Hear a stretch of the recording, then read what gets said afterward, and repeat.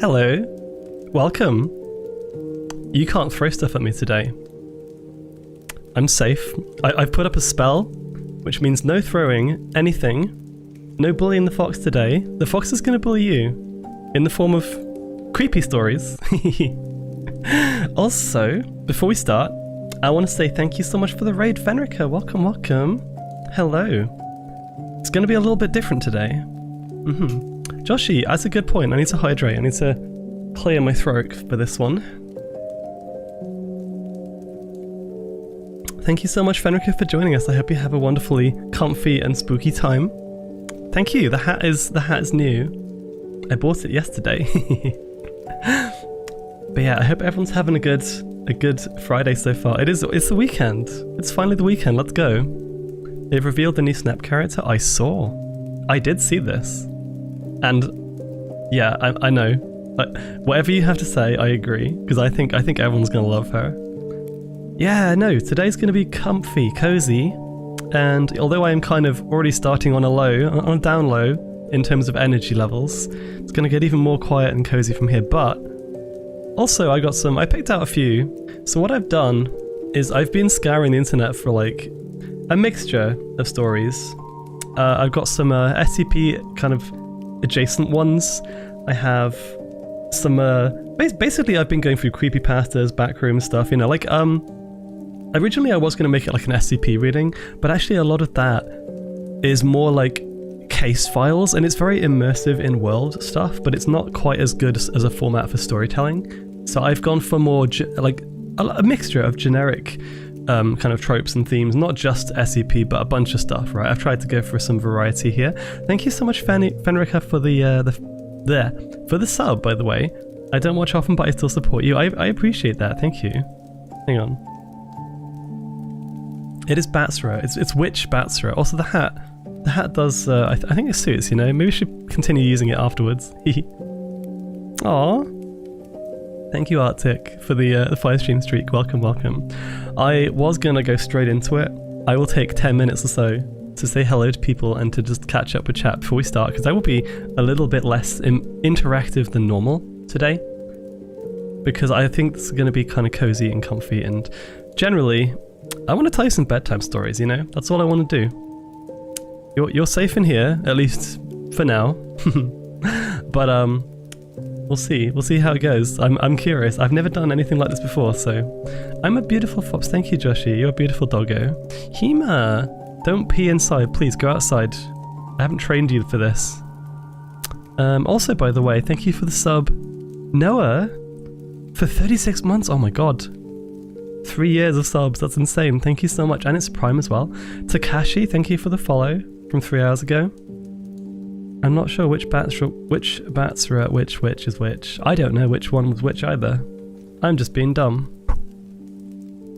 We're safe here. Let me doubt for a minute. I mean, you're safe because I'm keeping you safe. Just don't... Actually, well, I was gonna say just don't say the wrong thing, but to be fair, I'm pretty forgiving. I'm pretty tolerant of people. I mean, even Hema peeing on the floor is, you know, it's fine. Hema can clean it up. But I guess maybe the more spooky we go, maybe some of the bat energy and the witch energy is going to come out, and you might not be safe anymore. I don't know. I can't promise anything. Comfy. Ever had the pet that like pees when it's excited? Are you calling yourself my pet, Hema? Is that what you're doing? I feel like that's an offer. I feel like that's a yes. Let's do it. It's put it in writing, Hema. Come on. Don't be don't be shy. I can't believe it's been 3 years. I know, right? Music is a little loud, about the same volume as you. Wait, really? It's okay, right, let me turn it down. Thank you for the heads up. That's what I needed to know, because I am talking quieter than normal today, but it's still like way below me in the mixer. Pet application where? I thought we were all your pets. Oh well, you know, in a sense that I want you to be happy and I want to look after you, yes, you're all my pets. In a sense that I have to pay for your food and your medical bills, no, I'm not doing that. That's on you. You know? I only have so much I can give. I think humor just melted. How is the music now? Is it better? This is why we do a little pre-stream. Also, I saw Kato in chat as well. Kato inspired me to do this. Cat Vaults did a little Christmas reading at one point, and I really enjoyed it. I think it was a pre-recorded stream as well, but this is going to be more live. That being said, as you've noticed, I've turned off redeems, I've turned off overlays. If anyone has a question in chat or wants to directly get my attention, I will probably get back to you between stories. And I will probably not get too distracted. I'm going to be mostly honed in on the storytelling side. So, and if we get raided, yes, we'll have a little welcome message for them, but I will continue yapping through the story till it's done. And then we'll say hi to anyone who joins, you know. Same with follows, same with subs. If I don't reply to you straight away, I do appreciate you. I just want you to know that. It just because I want to keep the flow going. Less interactive, but still, I appreciate the fact that you're here. Bat and witch energy. Could you call that a bitch energy? I mean, yeah, that's true. You can call me a bitch today, it's fine. Dr. Catherine Voltages, a mechanic Azra in your Cat Vaults Discord. Dr. Catherine Voltages? Oh my gosh. I'm gonna have to call her that from now on. I'll never be your pet. Escapes from my cage, crawls into your fridge and dies. Ah yes, like a true hamster. I feel like I shouldn't laugh. No, like, hamsters are like really fragile IRL, and I feel really bad because a lot of my friends have had hamsters before, and I'm just like, please look after them. Please. They do. It's just unfortunate. Also, Eternal Paradox, welcome. Needed a new password. He must just provided you with your password, let's go. Oh, you did that already, I didn't even see that message. Did I miss anything else? Hydrate from Joshi. And a stretch from Merchant. I have kind of just randomly picked some. I've skim read them just to make sure that the content is suitable for stream. I don't know. Like, I'm actually reading some of these for the first time too, so it's gonna be quite exciting. I will say, I think I have enough for the whole stream, but if you have any suggestions, feel free to drop them in chat. I'll read them in between stories. How about that? And if I pause, it's because I'm hydrating. It's because I'm trying to be, trying to get my, my comfy, cozy vibes kind of in check, and I also need to kind of lubricate my throat a little bit. That is not horny. I know you're going to think of it, Hema. Let's see. Bottoms are an excellent source of new passwords. They are, right? Okay. Also, Spunky, welcome. Any stories you think I specifically will like? I'm gonna list some of the names of the stories that I've got, okay? There's a teaser. There's a teaser of what I have open at the moment. Will you read I Have No Mouth and I Must Scream? It's a book. I've heard that's good. I've heard it is. So the first one we're going to do is these are mostly short stories. I mean, they're going to take between 5 and 25 minutes to read through each, depending on where I found them. First one is actually one I've already read as a little test, and it was quite a nice, opening, called Open Season. We got one called Play, which is a video game themed one, which is quite short, but very, very interesting. I've got The Asylum, Cave Paintings, Hands, or Beans, An Old Woman in Her Garden, Beneath the Mall, Distorted Warning Signals, Theosis, Wolf Path. Wolf Path sounds pretty hot, right? Wild Isle, which is also not furry, but still sounds like it. Invisible Episode 145. Smoke Signal. I mean, there's lots of them here. We probably have enough to fill an entire stream, but we'll see how we get on. hands, crab, frighten. I have tried to avoid, so here, I will do the warning now. This is horror theme. There's going to be lots of probably graphic depictions of some things horror themed. There could be like hard language about gore, that kind of thing. I have tried to avoid things that I really don't want to be reading. Anything... I haven't read every single bit of every single story, but I will say I've tried my best to avoid anything kind of self-harm related or anything that's kind of got a visceral reaction with a lot of people. Like anything which might have personal connotations, I've tried to leave out.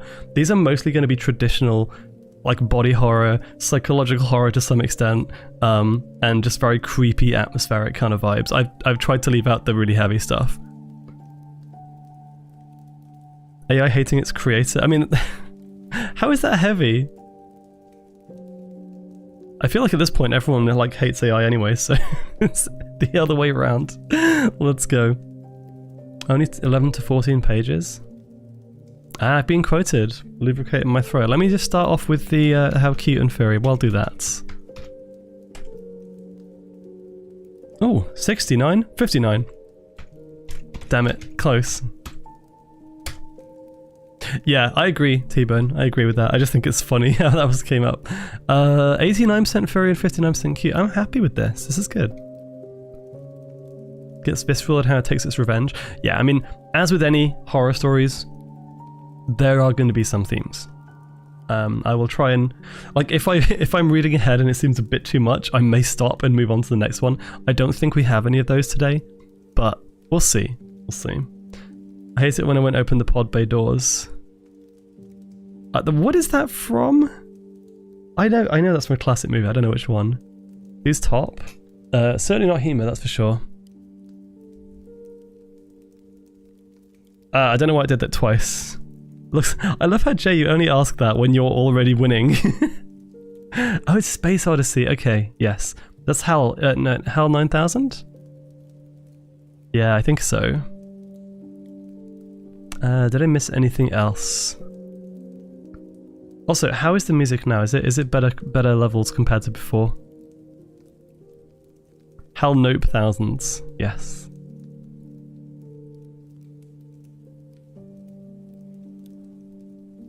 I may take little breaks in between. Anything that I need to do is going to be done between stories. So once I'm locked in, I'm locked in. You're all here for the ride. I hope you enjoy it. And I will say one more thing. If you need to lurk, please feel free. This is very much a lurking stream as well. If you are around and you have the ability to and you'd like to help out, the check-in command means you don't have to talk in chat, but it does help with the viewership as well. So thank you in advance for that. But no pressure, no pressure. You do what you need to do. Can we see your full Halloween costume? Okay, it is basically the same as my normal punky outfit. Just has bat wings and a hat. It's got a bat and a hat. Yes, the check-in command it's a nice little new thing that I've put in just to say I don't know how the new kind of algorithm works or anything when it comes to viewers, but I thought it'd be fun to have something that's like zero commitment. You know, if you want to help out, it really does mean a lot to me. It does, thank you so much. I'm having dinner, so I'll be there in the background. I appreciate that. The scene skirt is very good. Oh, by the way, there is some more art of this character and this character and this outfit. Art is coming soon, TM. Soon, TM. I managed to snag your character here. Not your character here. It was a wing it commission. Well, ironic with the bat wings, but yes. And I've got them to draw this outfit, the spooky outfit, the kind of punky spooky outfit. So that could be fun. I'm going to show that soon, hopefully, in a few weeks. Oh, thank you, Jay. Punky vibes. Okay. A bit of A and bit of B, Tankcaster. Bit of both.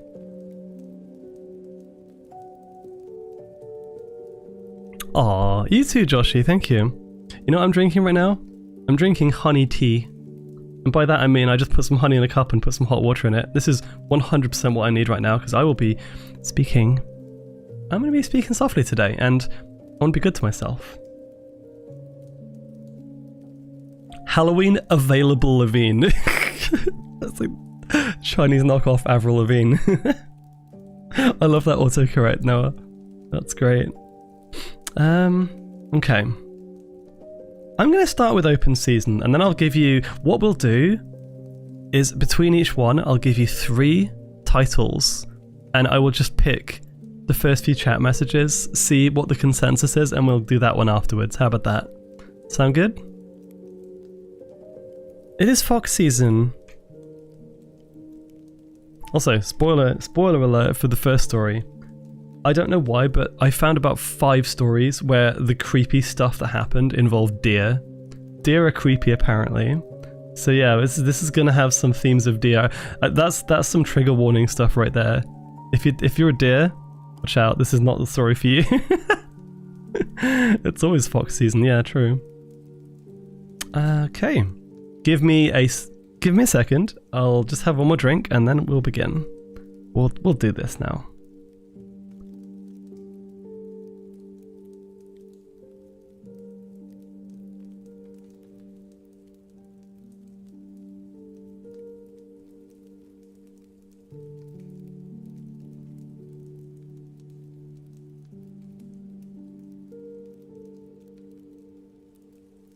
Okay.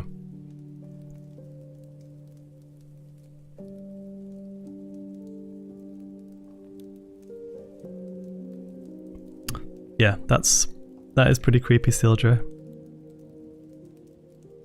Ooh, and I forgot, I can't actually do this without my book. Where's my book?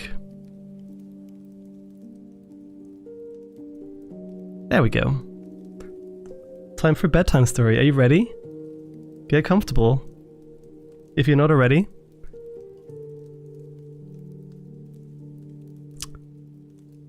Okay. This one, and by the way, I'll give the source as to where I found these as well. So this one, these are all from SCP Wiki, creepypasta page of standalone stories.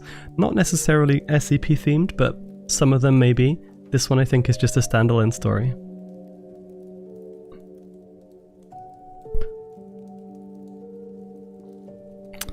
Okay, open season. When I was a kid, my dad decided to take me hunting for the first time.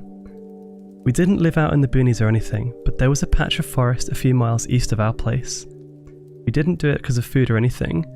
He just thought it was a fun hobby, something the two of us could bond over. And I guess, with the deer population being so out of control back then, it didn't feel weird, just a weekend thing. It was just me and him. We got to the woods around dusk.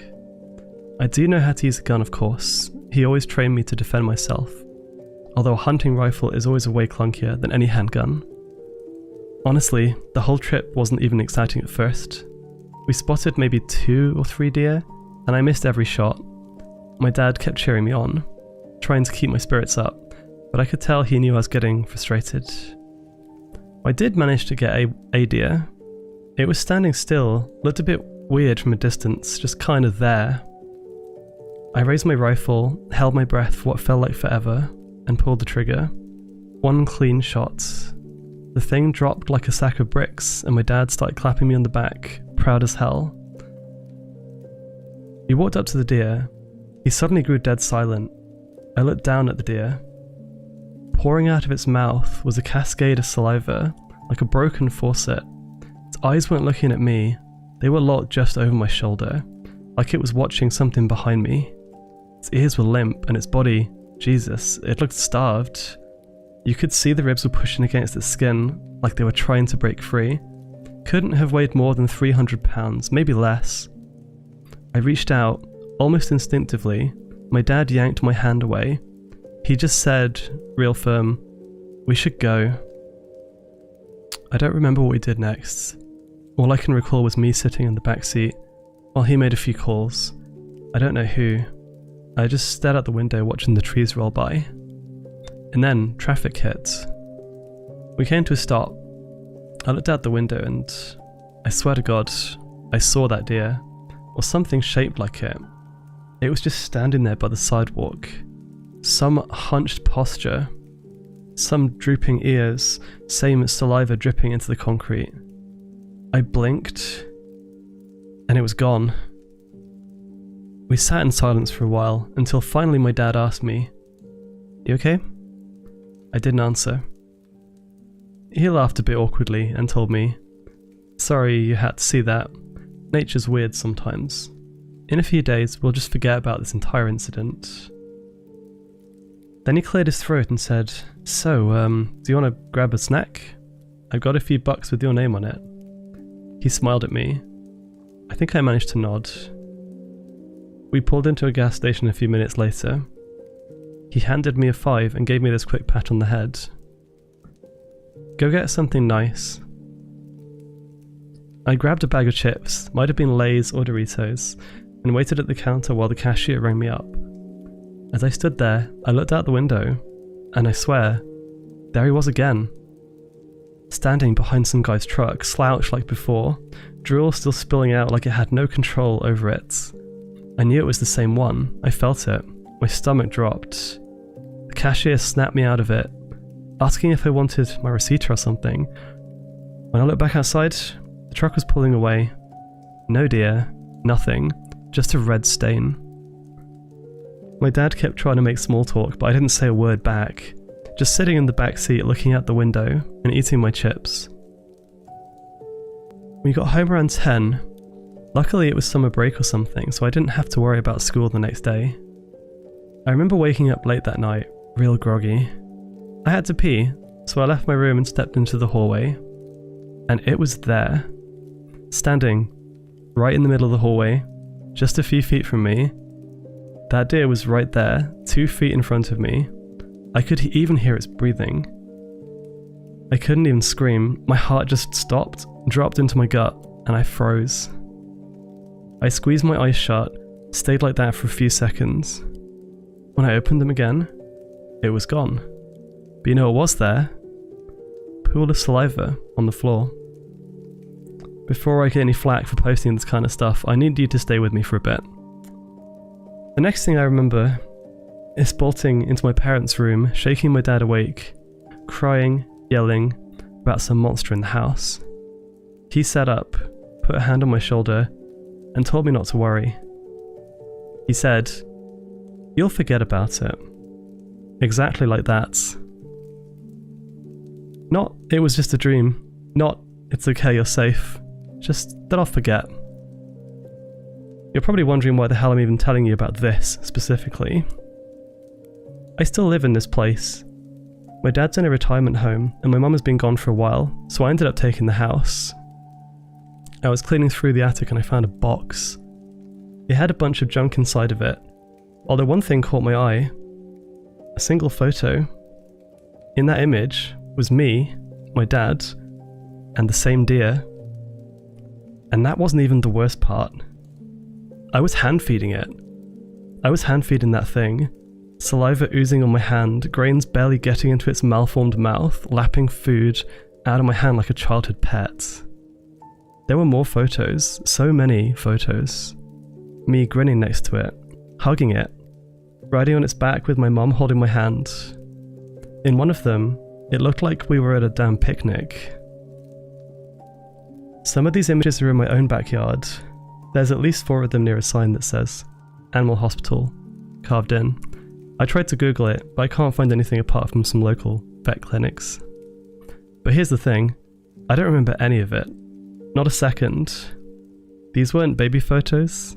The oldest I had was a photo from when I was no younger than 14.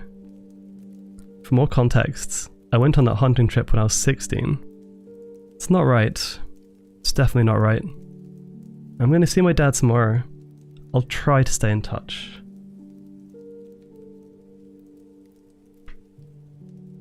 Wow. Also, I will... So first of all, Blizzard, thank you so much for joining us. Wow. I was trying not to laugh in the middle of that one, because there was like one bit that was a really bad dad joke. It caught me off guard. That was good. It's a good one. Ooh, yeah, deer for some reason have the ability to be kind of creepy in horror. But yeah, it was like when the dad was said, "Oh, I'm gonna lend you a few bucks," and I was trying so hard not to laugh. I'm such a dumbass. Okay. Yeah, that was the first one I read, and that one kind of stuck with me. I wanted to read that one first. Thank you, Bellis. Have a good night. Yeah, deer possession. Let's go. Now, I'm going to give you 3 more. I'm gonna give you 3 more titles. I want you to say which one you want to hear next, okay? We'll give you Play, Hands, and what's another one? An Old Woman in Her Garden. Which one would you like to read next? Thank you, Dylan, for the follow, by the way. Hands. You want Hands? I'm gonna find it in the meantime.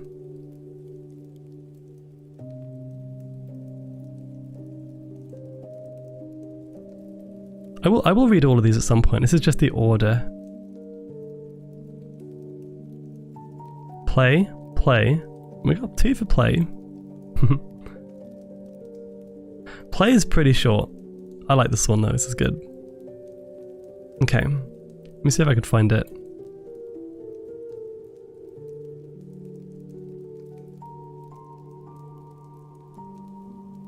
We sound like dogs. Play? You do sound like dogs. Doggos. Hey Zara. Okay, next story. Let's go. These are some of the shorter ones. And then we'll go on to some of the longer ones later on. Spooky stories time. Okay. This one, I want you to think about. I want you to think about this one and what it represents, okay? This one's kind of interesting. I was deposited to awareness with an abruptness normally reserved for the newly born, and much like them, my first view of the world was enough to send me into racking sobs. I attempted to recoil, to fall back into the nothing that I'd come from, but found myself frozen, my body not my own, only able to watch and look in horror at the world I now found myself in. Cracked bricks and blocks formed an endless road before me, while behind laid only a mass of black, more dark and empty than the place I'd already come from. Stones and clumps of masonry floated here and there, as if frozen after being flung free by some massive explosion. Yawning tubes dotted this narrow, cyclopean highway, and the road had even crumbled away in sections to reveal gaping maws of oblivion. It was not this alien landscape that filled me with horror. While it gnawed and gnashed at the edges of my strength of mind, it was the subtle awareness of the place that caused me to recoil in my frozen body. Everywhere, half-perceived faces leered from the bricks, the ground, the clouds. Everywhere eyes, dull, but gleaming with a mocking, predatory awareness, seemed to watch their vapid emptiness vanishing when perceived too closely. Faced with the blank nothing behind me, or the unknown horror before, I forced my unresponsive limbs forward, each step a jerky ordeal. I kept my eyes locked right ahead, seeing only the next step, the next stone, never looking at the impossible islands of floating, decayed brick that drifted over me, nor at the mocking faces laughing at my plight from every crevice. Merely steps in my journey, I froze, nearly recoiling back to the beat at the blank nothing wall behind me, rather than taking another step. Where before had been naught but the crumbling road, there was now another traveller. It shambled forwards, slouching low under its own rotten weight, pulpy black lumps of feet slowly dragging along the road. 2 staring blank eyes floated in the bloated fungoid mass of its body, fixed on me with the unseeing focus of a mind as alien to mine as a deep-sea worm. I stood, frozen and uncomprehending, as it slowly strode forward, its wheezing body barely bigger than that of a child's. Its glaring eyes were fixed on me, the pulpy thing, slowly drawing closer. I could not move. To retreat would result only in eventual capture by the thing, but to advance would mean crossing it, and the thought of touching it, that thing. The decision was made for me, however. As the thing drew close, I was galvanized into action. By horror or rage, I leapt forward, screaming nonsense, and struck at that bloated body. I kicked and stomped at it, crushing the flabby and far too soft flesh underneath me, sobbing in horror as I felt it touch me, then melt away, rot into nothingness in seconds, but leaving such an unclean memory that I knew I would feel that dull, soggy weight against me long after even the sweet, cold embrace of the beyond. After that, I ran. I ran and cursed whatever black fate had brought me here, and obliterated my memory, my life, and left only the long, winding, eternal road. I would have cried, have balled up and thrown myself down one of the endless pits that had broken up into the road, but I was compelled to continue, legs continuing in a jerky rhythm that propelled me over the crumbling brick, leaping across the pits as I secretly wished to fall in their depths and obliterate the road, the faces, and myself. As I ran and jumped, I came to one of the thick, twisted tubes that dotted the claustrophobic landscape. I thought to look in for a moment, curiosity fighting to overcome my almost manic desire to be free of this place. But upon hearing a strange shuffling and gurgling, coupled with a deep pulse from the bowels of the pipe, I decided against it and squeezed around. As soon as I was past, there was a sudden rush of air behind me, followed by a sharp, oddly muffled snap, as if two iron bars wrapped in cotton had been thrown together behind me. I did not run. I merely used this to further galvanize my stuttering walk, ignoring the continued snapping and rustling as it faded behind me. Far ahead, I saw a long, glossy stair, leading up and beyond what looked like a squat dwelling made of some crumbling brick, as the road. While I feared what may lay inside, the idea of someone else, some other person with which to share this horrible place with, filled me with the first hope I had in hours. I ran, eyes fixed on that stair, and soared across the final gap. It was midway across the abyss when I saw the thing waiting on the other side. It was a twisted parody of some kind of reptile. Its elongated face was filled with a dim sort of menace, and his mouth yawned in anticipation of my reaching the other side, the jagged edges glinting as it made a choking squeal. Its body, balanced on two squat, shapeless legs, a shell of hard, cracked flesh encasing the bulbous torso. Two stunted limbs projected from the flaking shell, coated in fibrous growths, and slowly shifted in a sick mockery of wings. I screamed and twisted, trying in vain to return to the far edge, but it was too late. My struggles were enough to bring me short, slamming into the hard wall of the pit, the thing above me shrieking in frustration as I fell. Down, down, and down, spinning into the endless blackness. I felt the dark enclose around me. However, seconds before the emptiness could provide me its final solace, I suddenly remembered. Endless roads, lake of fire, crumbling tombs filled with the rotting, shambling bones of beasts, hazy forms of glowing sickly lights following in the dark, floating networks of ancient wood drifting in a hot sky. It all came back to me in a flood. The remembrance of where I'd been, of what I'd done, and knowing I do not know how long I've done this, nor what I've done to earn this, only that I must walk this road forever. And now, I want to hear if anyone's figured out what that is from. I thought that was a really interesting one.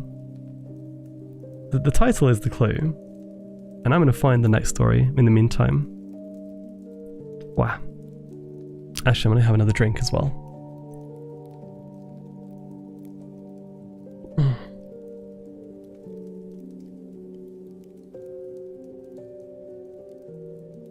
Also, welcome in Vulpine Fox and Glacy as well.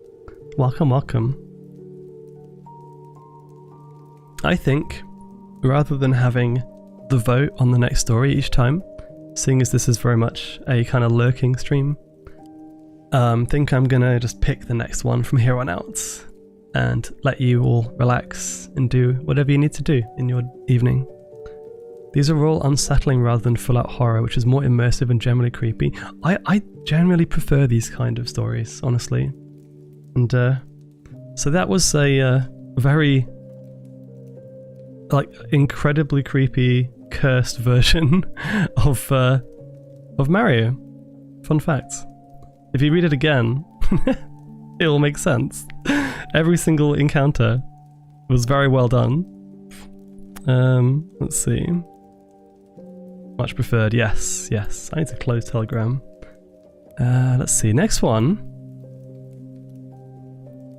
Let's do something Try to get something a bit different this time. It's the Mario movie sequel, yeah. Okay, you know what? I'm going to do them in the order I've got them here. This one, how long is this one? Because I want to try and do like a long one, then a short one. Hang on. When are we getting an Azra Horror Story podcast series? It depends if you like it or not. It depends if you're enjoying yourself. I haven't read the whole story for this one. So, I'm going to read one called Beneath the Mall. Sounds pretty creepy. Just a little bit different. Okay.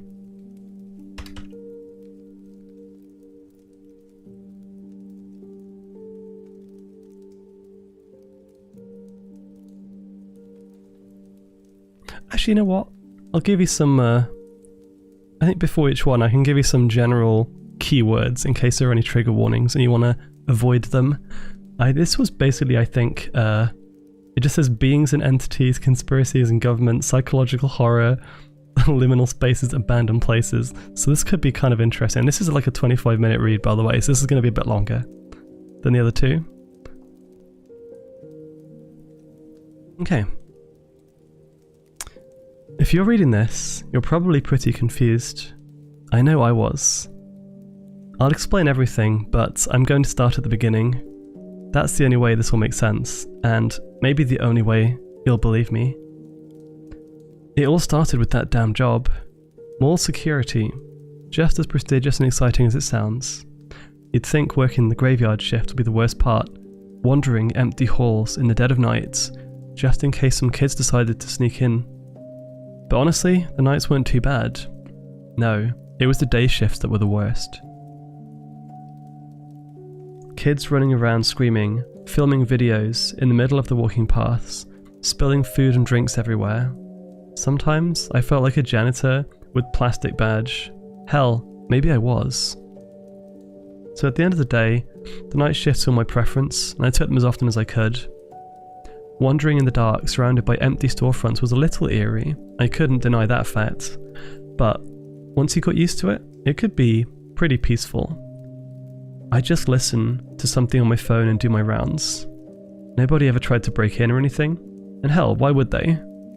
The only problem I ever had was once when a group of teenagers tried to hide out and spend the night there. They were at the food court, where there's some small playground equipment for young children, and I found them hiding in the slide. They weren't exactly being sneaky, so I hid them from a mile away. I think I gave them quite a scare, but it was nothing compared to the way their parents chewed them out. I miss those times. Where everything went wrong though, was with the basement. I know how glamorous I make it sound, but the nights got quite boring once the novelty wore off.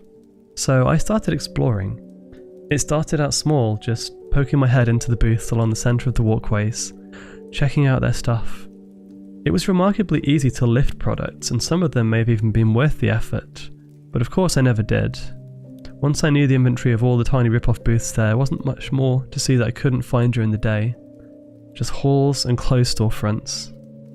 I started poking my head into whatever doors I could find, but they were all broom closets, storage, employee bathrooms, until the basement. Doorway to the basement was a little out of the way, which is why it took me so long to find it.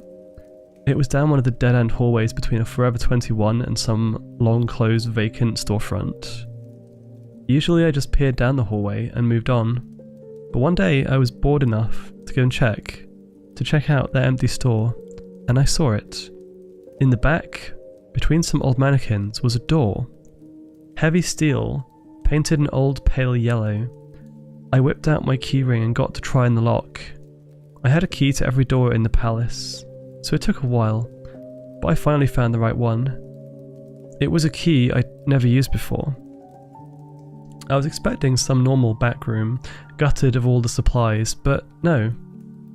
What lay before me as I finally swung that heavy door open was a set of concrete stairs. There were no lights on that stairwell, so the steps stretched down into the blackness. Now, the mall did have a sub-level, access for maintenance,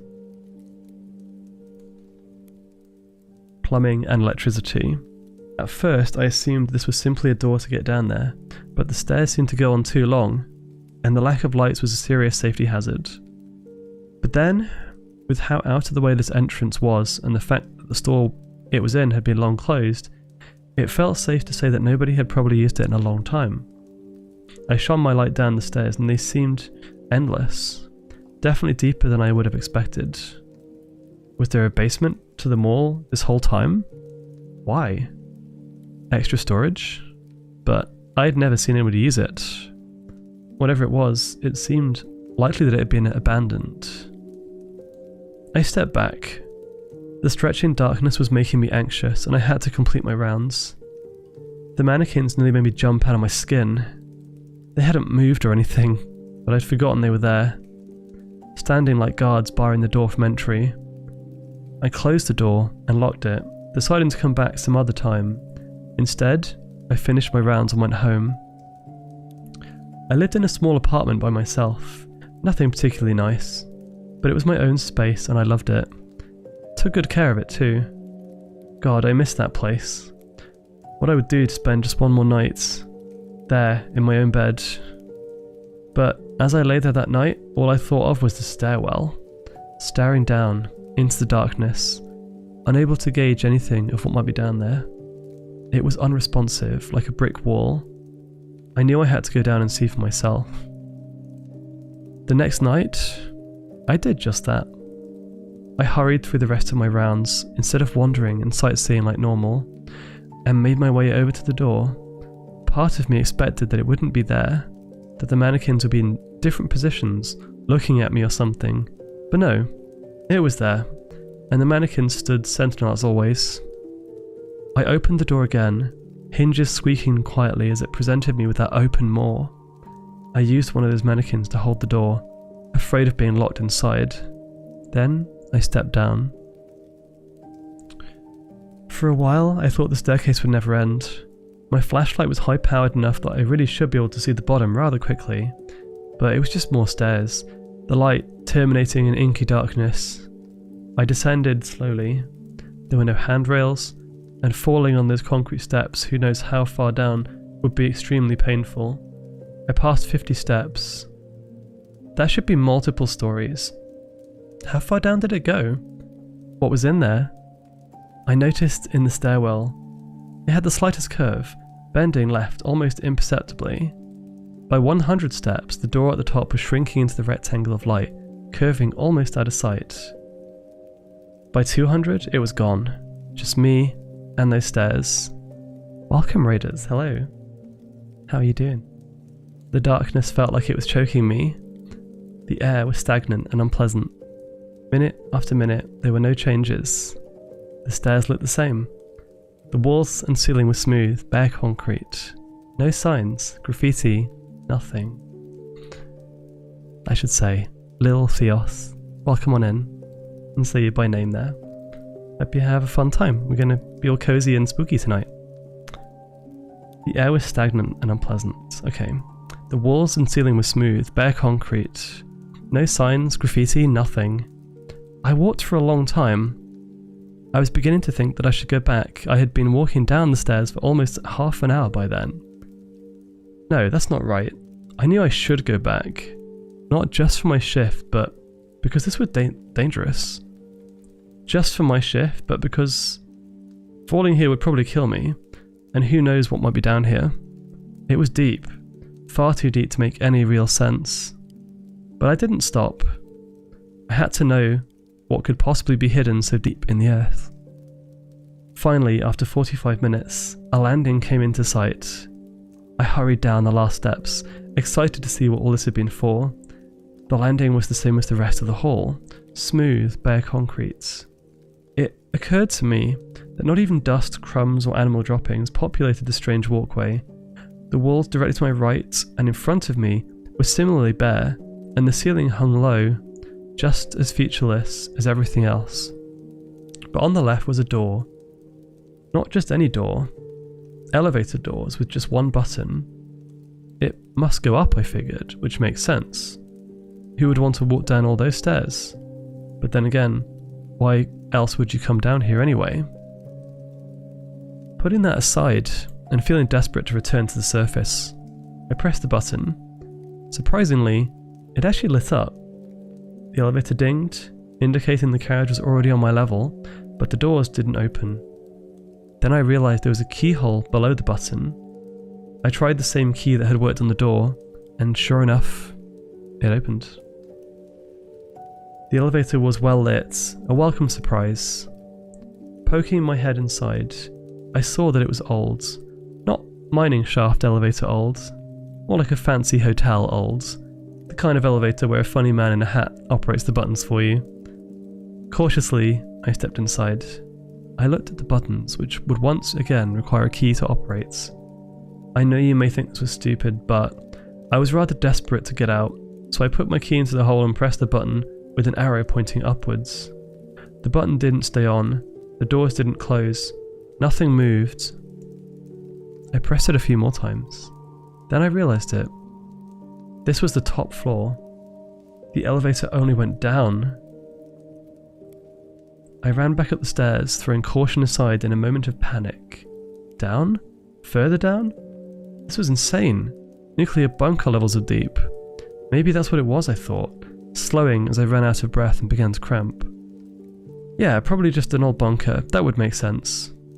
The strange stairwell, the long distance, a bunker, it must be. The rest of the climb was agonising, my legs were already sore, and now I had this cramp in my side making everything worse. It took a long time to get to the top. When I did, that mannequin was still doing its duty, keeping me from being stuck down there forever. I stood it up tight, upright, and thanked it for its service, then closed and locked the door. I decided that whatever was down there wasn't interesting enough to warrant the effort. Hell, it was dangerous too. I was lucky the elevator hadn't snapped and fallen to the bottom the moment I stepped inside. But beyond that, it was obvious, painfully obvious, that something wasn't quite right. That place was not meant for me. I went home again and decided to put it all out of my mind. I would never go back there again. Except if that was true, I wouldn't be writing this, and you wouldn't be reading it either. I stayed good to my word for a while, doing my rounds like normal, living my life, but the thoughts of that place never left me. For the next 3 months I continued working at that mall. I took more day shifts. Part of it was to avoid the discomfort the night now held, and part of it was to avoid temptation. I still felt drawn to that place. I felt that I had to know what was down there. Eventually, looking to avoid it entirely, I managed to find a new job. Security for another company or something like that. Truth be told, I don't really remember anymore. I would only work at the mall for a couple more weeks, and then I would be done with the place. But of course, there was still one thing I had to do. I loaded up before the trip. Lots of extra batteries, a couple of extra flashlights, a portable charger, a small medical kit, and some protein bars and water bottles just in case. I knew my phone wouldn't get reception through all those layers of concrete, so I wanted to be prepared. It was stupid. Of course it was stupid. I know it was stupid. I knew it then too.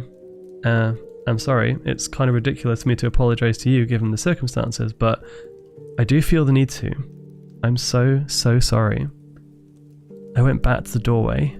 I descended the stairs, now with confidence and renewed vigour. It's funny how much easier it is when you know there's a bottom, right? So, I went back down. A while later I got to that elevator again.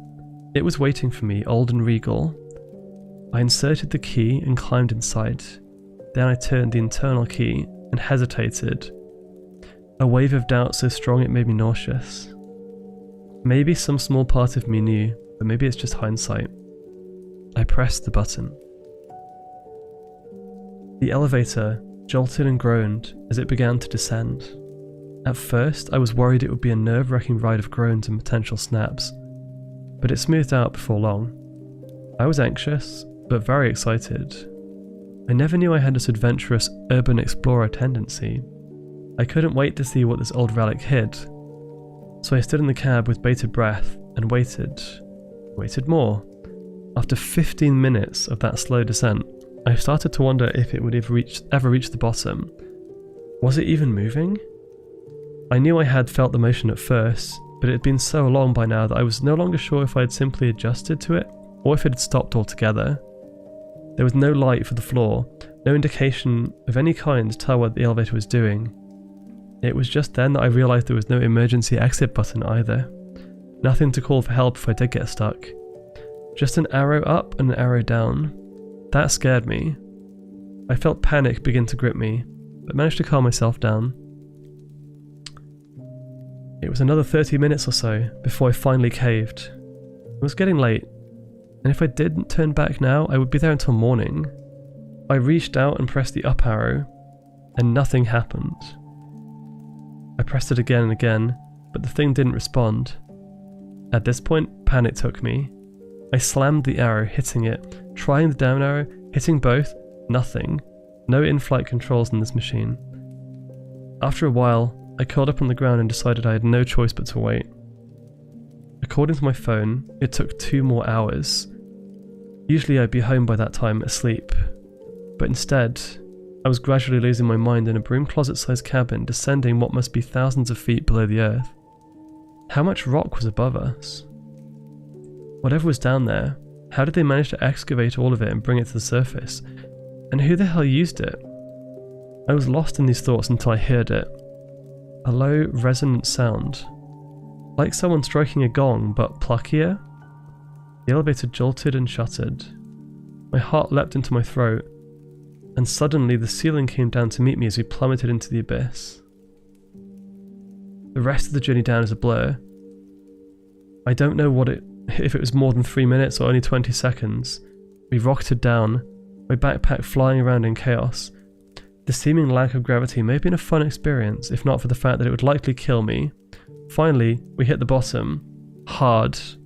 The last thing I remember is that suddenly I was falling and the elevator wasn't. How did I survive that impact? I don't know. I woke up a while later, my head aching terribly, my whole body groaning out in pain. The elevator's light had gone out, so I couldn't see anything. I grabbed my flashlight out of the bag and flipped it on to examine the damages. Remarkably, I seemed okay. On the outside at least. My insides felt like they'd been hit with a sledgehammer, but I didn't have any protruding bones, so I counted that as a win. I turned up to examine the cabin. The doors were slightly ajar from the impact, which was a good thing, because they didn't seem to be opening automatically like they used to. I tried the buttons, but of course, they didn't work. So I got to prying the doors open instead. It took time and quite a bit of effort, but I got them far enough apart that I could crawl through on my elbows. Finally, I could see what was down here, and maybe I could find someone to help me get back to the surface.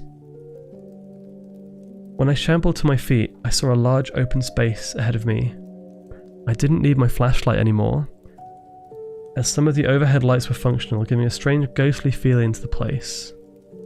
I took a few steps forward to examine my surroundings and heard them echo back to me. I saw glass doors, shutters, booths in the middle of the hallway. It was a mall. Not the same mall I'd come from, but similar enough that I knew it immediately. Under the mall, miles below the surface, was another mall. Why? What possible reason could it have to be there? I moved to examine the stores, looking in through the glass doors to peer inside. They appeared normal. Toy stores, candy shops, and empty, unused spaces. Like any other failing American mall. But this was good. A mall meant phones, entrances, and people. How all that was down here is beyond me. But there would be no purpose to a mall without these things. I checked my phone. The screen had now cracked from the impact, but of course I had no reception. So I began to walk the halls like so many night shifts before. I walked a long time that first night, looking for entrances, maybe office spaces, anything that might have a landline or a way out. But as I walked, I felt that I gained no ground. The space didn't repeat. It seemed endless. There were no entrances. Hell, there weren't even windows. Some places had power and lights, others were pitch black, forcing me to use my flashlight to get through. I decided to check out a few of the stores, see if there was an office space in the back or something. I was ready to smash my way in too. So what if I'd set off an alarm? All the better if someone heard me. But my keys actually worked. In fact, I could open the door to every store I liked. I could open the door to the entire place. But how? That should have been impossible. Some of these keys were totally new. I figured that maybe the locks were more for looks, opening when any key was used. But no, they all rejected the other similar keys on my ring. Each place had its own key, and it would accept no others. I didn't find any phones. Finally, I gave in and went to look for somewhere to sleep for the night. I stumbled across a food court next to Dick's Sporting Goods. I caught the scent of something other than stagnant air. Walking over to the food stalls in the area, they were still stocked. Food in the containers, some even kept warm. It made no sense to me, but I wasn't going to argue. I was hungry, and a few protein bars only gets you so far. I went for some Chinese food. I hadn't had Panda Express in a while. Noodles and orange chicken. It wasn't bad. Wasn't good either. When I finished up, I went to see what I could figure out for sleeping arrangements. I decided to push some tables together and sleep out in the open. After all, being found in the morning was the best result. I went to a nearby clothing store and rifled through their wares, finding the fluffiest options, and found a Spencer's with one of those giant tortilla blankets. Made myself at home on the makeshift bed. It wasn't comfortable, of course, but it worked for me. After a long time, I finally fell asleep. When I woke up, I had no idea what time it was. Nothing had changed. The lights were still intermittently turned on, and everything was dim. I looked around, but there were no signs of life. I called out to the hallways around me. Hello? Is anyone there? I checked my phone. It was 3 PM. Had I slept that long, or did that fall do me worse than I thought? I wasn't sure. Either way, nobody had shown up. I spent a while back at my fort brainstorming. Then I heard something. Quiet slapping noise, bare feet on the tile. So quiet I could barely make it out. It stopped as soon as it started. Hello? I called again. Across the court from me, 2 more tentative slaps. Someone was getting closer. I tried to convince myself this was a good thing, probably of security or an employee, but then again, why were they barefoot? They rounded the corner slowly, peering around as though they were afraid of what might be on the other side, as much as I was. It was a strange, gaunt figure. Naked and genuinely humanoid. It had grey skin and long, white hair. Its eyes were black, its teeth were missing. The expression on its face was horrible, agony and fear. Over every part of its body, the skin was stretched so tight that its bones were clearly visible. It reached its hands towards me and began to stumble in my direction. Its mouth drooped open, and with a raspy breath emerged, starting like a whisper, but ascending to a howl. It screamed and began moving faster. Shrill, piercing wails that sounded like they were shredding its vocal cords, like it hadn't spoken in years. Whatever it was not human. I got up and ran. I had my bag, thankfully, and wasn't worried about much else. I heard other noises as I booked it from one corridor after another in that long, winding maze. Other things waking up, perhaps? Was its wailing cry a signal to them? Or would they hunt it like it did me? Inevitably, I got lost. Losing the creature was not difficult. It was rather slow, but I no longer knew where I was either. I had taken escalators both up and down, but everything looked more or less the same. Out of breath, I found myself in a long corridor where the lights didn't function, and slow to a walk. I turned on my flashlight and made my way down the hall, trying to keep quiet. It reminded me of my nights as security all over again, and that's when it hit me. Security. There should be a security office somewhere. That would have cameras typically pointed at the main entrances and exits, not to mention multiple methods of contacting personnel. I had an idea of how to find it too. The place was massive, but that didn't mean it was impossible. They may very well have multiple security officers in a place like this. How else could an officer possibly respond to calls from opposite sides of the mall? And though I didn't know for sure where they were, I could use my intuition for that. Overall, it was laid out like a normal mall. Things were generally where you expect them to be, with the exception of any way in or out. So if I relied on my intuition, maybe my feet would guide themselves to the office. Brilliant, right? Okay, maybe not, but it was all I had. The next 2 days were spent in pursuit of this goal. I walked through the mall, trying to automatically orient myself. I didn't call out anymore and stuck to the stores to sleep. Food and batteries were not difficult to find. Somehow, the place was fully stocked. Realistically, this place had everything I needed to live. Bathrooms were easy enough to find as well, meaning water and a place to relieve myself. I stayed in the lit areas wherever I could, avoiding the dark, even if it meant losing track of the gut feeling I was chasing. Something about those dead zones unnerved me.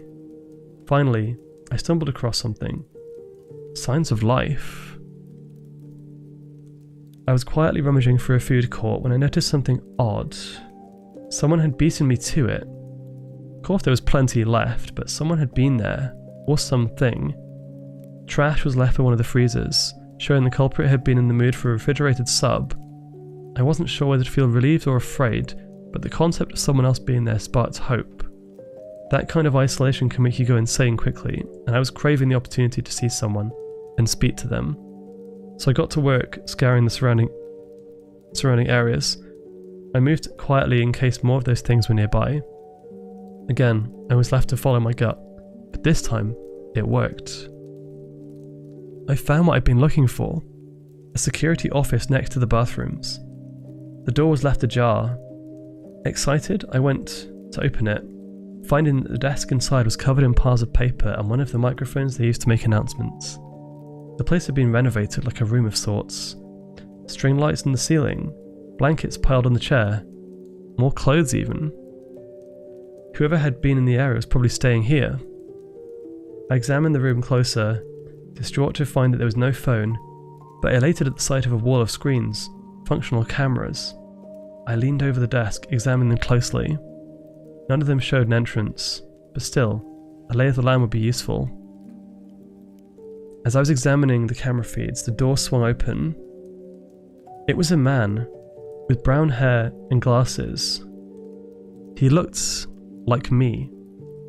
Not just looked like me, he was me. Exactly.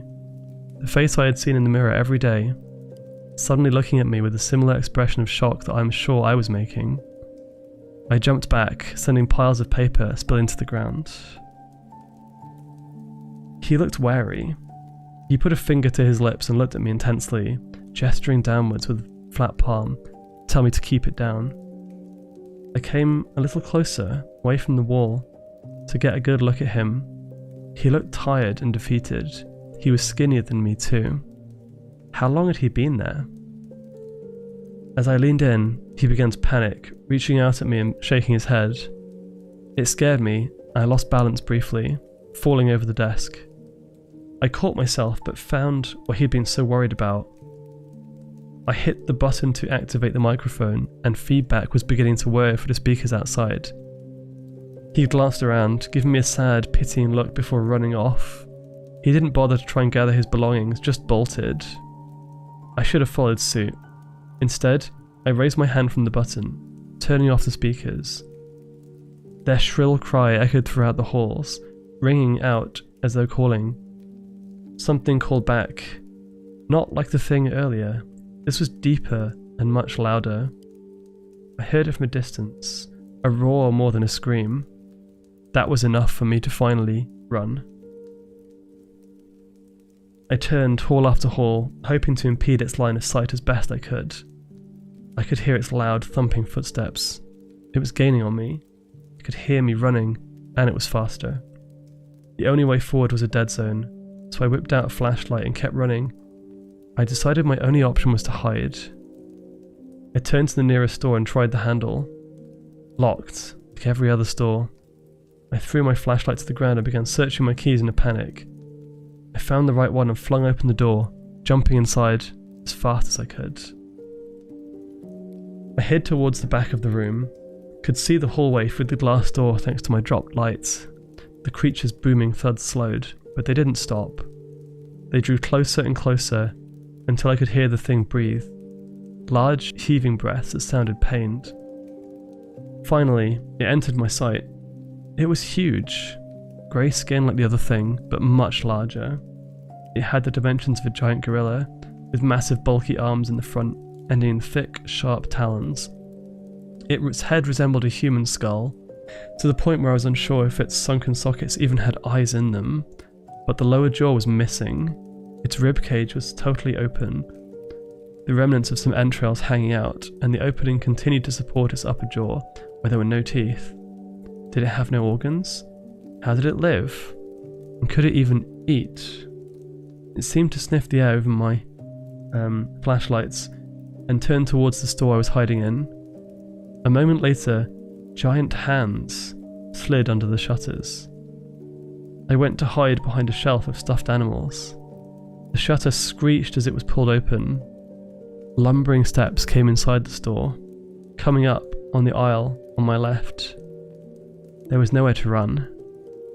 My only hope was to make it out the same way the beast had come in. I crept slowly around the opposite side of the aisle, while the thing lumbered closer. When it was just rounding the aisle, I made my move, creeping around the corner and heading for the opening.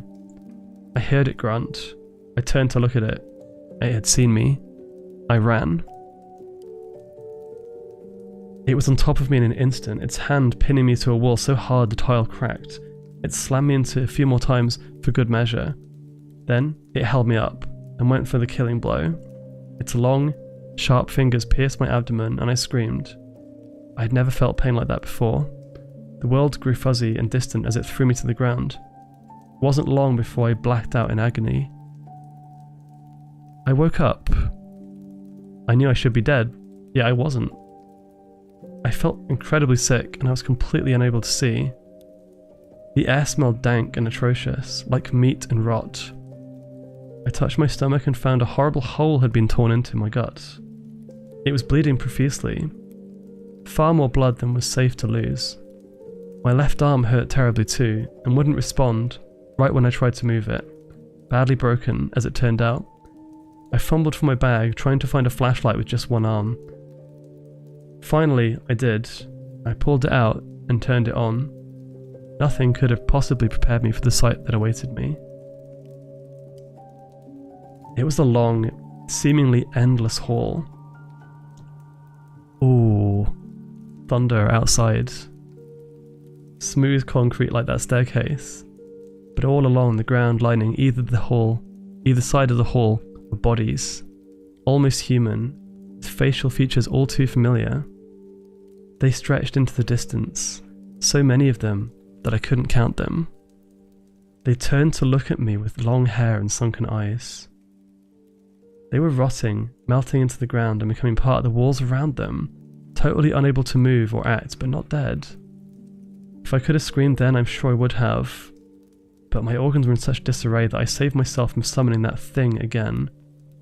The bodies began to mumble as I moved towards the nearer end of the hall, where I could see a door in the distance. I was worried that they would scream, but they seemed unable. They didn't seem to care when I stepped on them to get by either. I made my way down to the door and saw that it was ajar. A hand was on the floor, holding it open. I felt lucky not to be locked inside with those things. Whatever the hand belonged to wasn't moving. Opening the door cautiously, I saw what it was. A mannequin. The same one I had used so long ago. I stepped outside and recognized the old abandoned store from the original mall, though all the lights were out. I turned back towards that thing's nest and recognized the pale yellow door as well. I shambled outside into the surrounding darkness. It was the same as ever here, just repeating endless stores. Slowly and carefully, I managed to escape. Those next couple of weeks were hard. I was silent, but every now and then I would have to hide to avoid the smaller zombie-like things slumping around. My wounds began to heal themselves, but that took quite a bit longer. At the time, I thought it was some kind of miracle. I see it now for the cruel joke it is. I made it out of that thing's hunting grounds before long, and wandered aimlessly. I tried going in one direction for as long as possible, hoping that there had to be an end if I went far enough. There wasn't. Whatever that thing is, I think it truly goes on forever. Finally, I came across another security office where I found a note. This note. Or maybe not this exact note, I honestly don't remember. But I found this note describing everything I've just been through, as I'm sure it will for you. I hope this was enough to convince you. Whatever is happening here, it's not just the mall repeating, it's us too. I put off writing this note for a long time. It must have been multiple decades by now. My body hardly ages, but I still look different in the mirror. Trust me, it just hurts. The other versions of us I came across are the same, hopeless and defeated. We don't make good company. I think you already know what I'm going to tell you next. Those things that prowl the halls, the bodies behind the door, even the giant beast. I think it's all us. We spend enough time here and go mad enough, and that's what we become. I don't want that, but what can I do?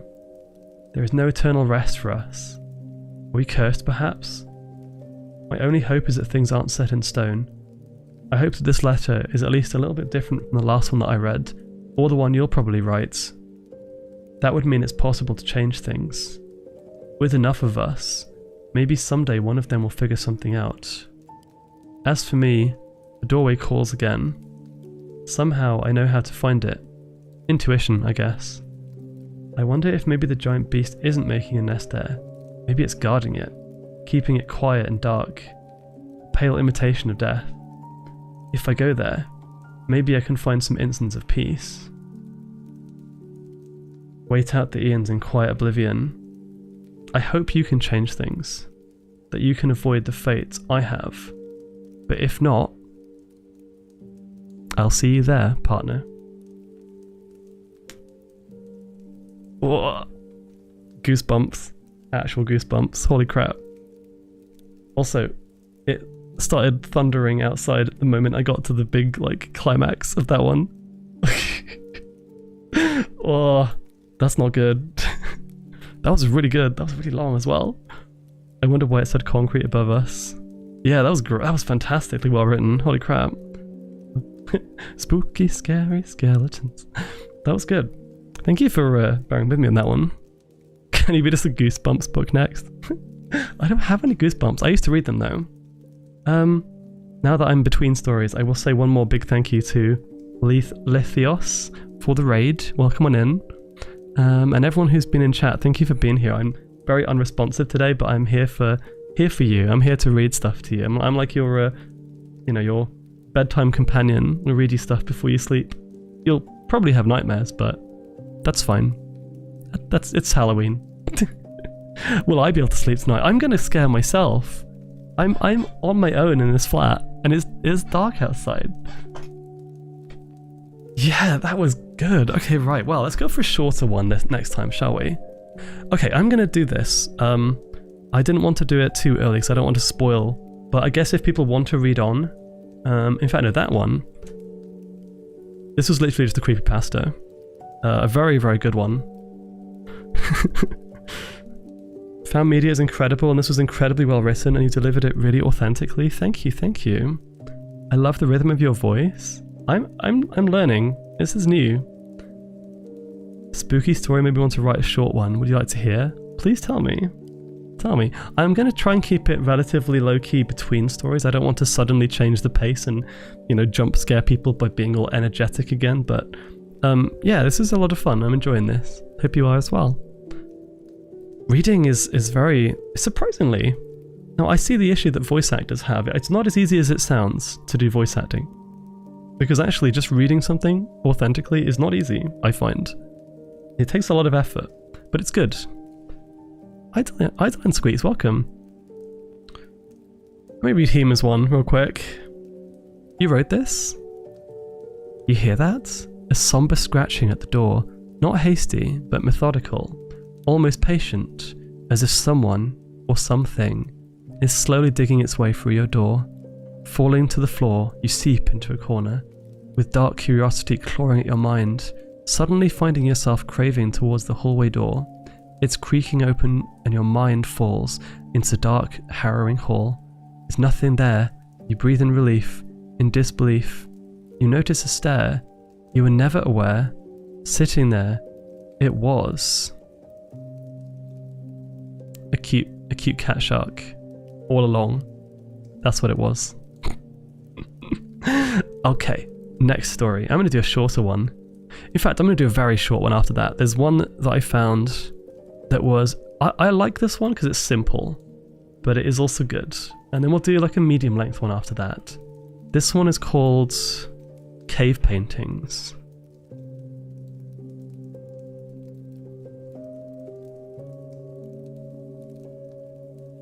That is, if I can find it. Hang on a second.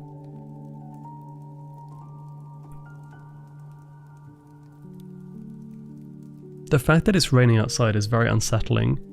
It only started when I started reading as well. Okay, here we are.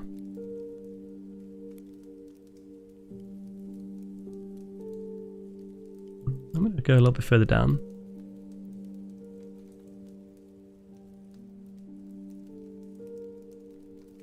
In a barren mountain range in northern Europe is a secluded cave. Deep inside is a wide chamber that appears to have been used in ancient rituals. The walls of the roughly circular space are densely covered in cave paintings. At first glance, they seem much like those found in other caves that are part of Europe, rendered in red and brown. Look closely, however, and you will see that the most common figure depicted are subtly non-human. They are humanoid, but slightly hunched, and while it is hard to be sure owing to the primitive style of the art, each figure appears to have two short, conical horns on its head, and a hint of a tail. Look more closely still, and you will find some more traditionally drawn human figures. They are being hunted by the others. Run through with spears, battered with stone axes.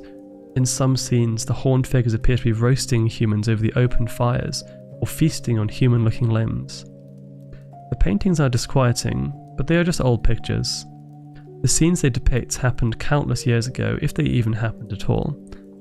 A determined traveller seeking shelter from a blizzard might decide to ignore the paintings and make camp. He might even light a fire. A well-used fire pit lies at the centre of the room, slightly raised on a natural mound. Should a fire be lit there, wavering shadows would be cast onto the painted walls. For many, seeing their own silhouette superimposed on those eerie paintings will be the last straw, driving them to try their luck outside with the snow. Others will stay. Sometimes nothing will happen. These lucky travellers will arrive and emerge the next morning, haggard from a night filled with half-remembered nightmares, anxious but alive. Other times, shadows will move on the walls, shadows cast by nobody present in the room. The wavering firelight will blur their outlines, making them hard to pick out, and some observers may believe them to be a trick of the lights. Watch closely though, and you will see the shadows resemble hunched figures, perhaps with small horns, maybe a hint of a stubby tail behind them. These figures will gravitate towards the shadows of those who are taking shelter in the cave. They may appear to stand over their sleeping forms. They may appear to be holding weapons like spears or rough axes.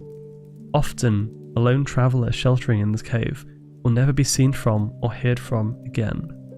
Their fate will remain unknown. However, those travelling in a group will be woken by screams in the night. They will look for the source of the screams and find that one of their number is missing, their bedroll empty. If they happen to look at just the right place on the wall, they may see the wavering shadows of figures who are not present in the room, or at least not visible.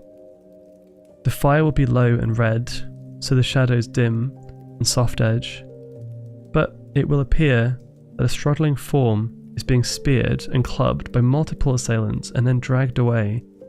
Out of the circle of the firelight, the screams will fade slowly, seeming to sink into the rocks themselves. And is that a new cave painting on the wall next morning? Surely not. It's painted in material just as old and dry as the rest. No, that picture of a man being gutted by horned figures must have always been there. Surely must have always been there. Wow. Don't forget water. Reading is hard. It is hard, yeah. I don't know how to read. That was a nice little short one.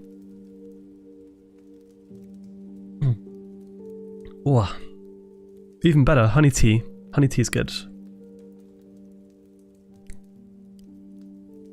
See, the thing that I did not tell you, the thing that you all would be interested to know, is that this is witch fox time, right?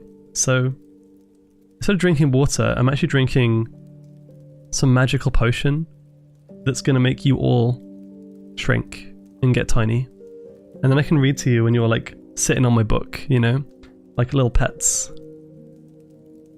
That was so unsettling. I'm on the edge of how spooky I can take. Well, we better go on to another one, shouldn't we? You know what? That was just wishful thinking. I want to be big. Yeah. Also, beneath the wall it said 20 minutes. I'm pretty sure I was reading that for half an hour. Oh, The Asylum. Let's read The Asylum. That one's pretty fun. I did actually read this one. We're trying to go for a bunch of different vibes. We've had... I mean, actually, you know what? I'm not going to spoil what else we have. But there's like 7 or 8 more. Oh. Micro witchcraft. Like, I don't know, spells to size shift and do other things is always nice.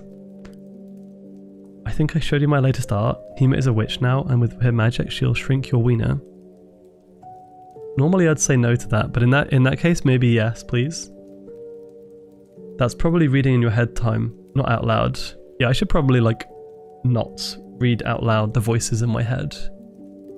Voices in my head are telling me that I'm actually pretty hungry because I missed dinner, and I see a bunch of you in chat, and I'm just like, huh. These fangs aren't just for show, I'm going to say that much. Anyway. The Asylum. To find it first. Ray? A willing snack? Oh my gosh. How rare. This is, as much as it's fun, I'm going to continue reading. I'm your storyteller today. This is not another Vor stream. That'll be later on. The Asylum. Where was that? Hey, welcome on in, by the way. New bean. Are you a new bean? I don't know if you're a new bean, but welcome anyway.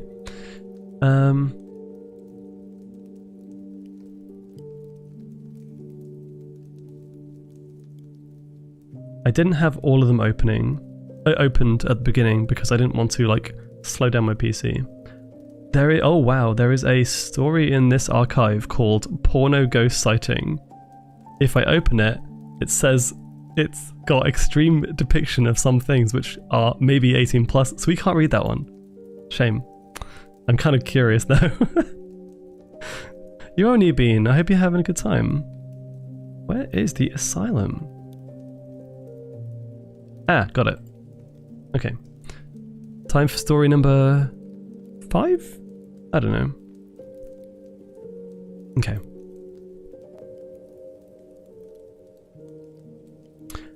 My friends and I used to do a lot of geocaching after our senior year in high school. For those who don't know what geocaching is, it's essentially a worldwide scavenger hunt. People will select sites and conceal a geocache somewhere, unobtrusive, then post GPS coordinates on geocaching websites where other searchers can download the coordinates and locate the cache. Usually people who have found the object, often it's a chest or something hollow, will leave a note or small personal memento for future searchers to find and appreciate. There are several types of geocaches, and most of them are thematic in nature, i.e. scenic destinations, romantic sites, hard to reach areas, etc. This story begins when my friend and I decided to try a series of purportedly haunted locales within about an hour's drive of our hometown. It began innocently enough. Most of the sites had spooky backstories that were of course entirely fabricated, so we had a great time scaring the piss out of each other and generally creeping each other out. We'd begun searching after the sun had set to enhance the creep factor, but by around midnight, most of our large group had dwindled off and gone their own separate ways. When we reached our last coordinate, there was just myself, Rebecca, Kevin, and Evan left, and we were determined to knock it off our list. Rebecca was our guide for the night, in charge of putting in the coordinates and reading us the backstory behind each site. So while I drove, she began reading about the last one out loud to the rest of us. Now, I'm paraphrasing here, but it was something along the lines of this. Hacknell Asylum. Constructed in the early 1900s, the James Hacknell Asylum was built to house burgeoning population of the criminally insane.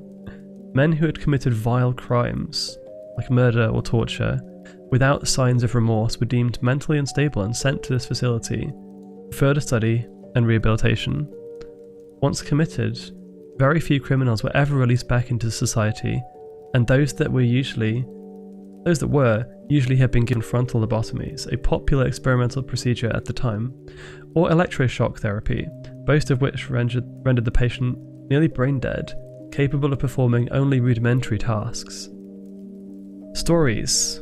Contemporary visitors to the asylum report hearing banging noises, cell doors opening and closing, and hearing cackling laughter that is abruptly cut short. It was a pretty standard fare compared to the rest of the sites we visited that night, and we naturally had a good time psyching each other out for the next 15 minutes while they drove us to the asylum. We'd all heard about it. It was in our local area after all, and we knew it had been condemned and abandoned since as long as any of us could remember, so we figured it would be a great place to run around and be reckless teenagers without the risk of getting yelled at by the cops. When we finally arrived, it looked like something straight out of one of those cheesy B-movies they show on Sci-Fi. Chain link fence with barbed wire around the perimeter, 2 guard towers flanking the main gate, which was of course chained and locked shut, with a big "No trespassing" sign hanging from it. The asylum itself was decrepit, looking like it hadn't been touched for decades, which was surprising since we grew up in a pretty nice area where the municipal lawmakers tried to keep everything looking spiffy for the tourists. Needless to say, we promptly ignored the sign on the front gate and hauled ourselves over, cameras and GPS in hand, and walked towards the asylum. Now, given our attitude towards the previous sites, you've probably gathered that I'm somewhat of a skeptic. I believe that there are paranormal things that can't be explained yet, but I'm not exactly summoning demons in front of a bathroom mirror. So when we opened the main door to the asylum, conveniently unlocked, I dismissed the cold burst of wind as just a stale pent-up air, rushing out after being trapped inside for so long. My friend's bravado, however, quickly disappeared, and they began shuffling their feet nervously at the entrance, hesitant to cross that invisible threshold. I took point, chivying them along with prodding taunts, and eventually everyone was inside. It wasn't as bad as I thought it would be. Things were relatively clean, and the entire building looked like it had been gutted.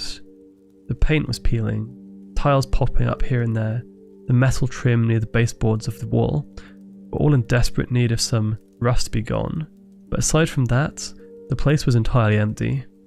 No crazy ass chairs with leather straps, no gurneys laying haphazardly around, just an old reception desk and 2 hallways leading off to different wings.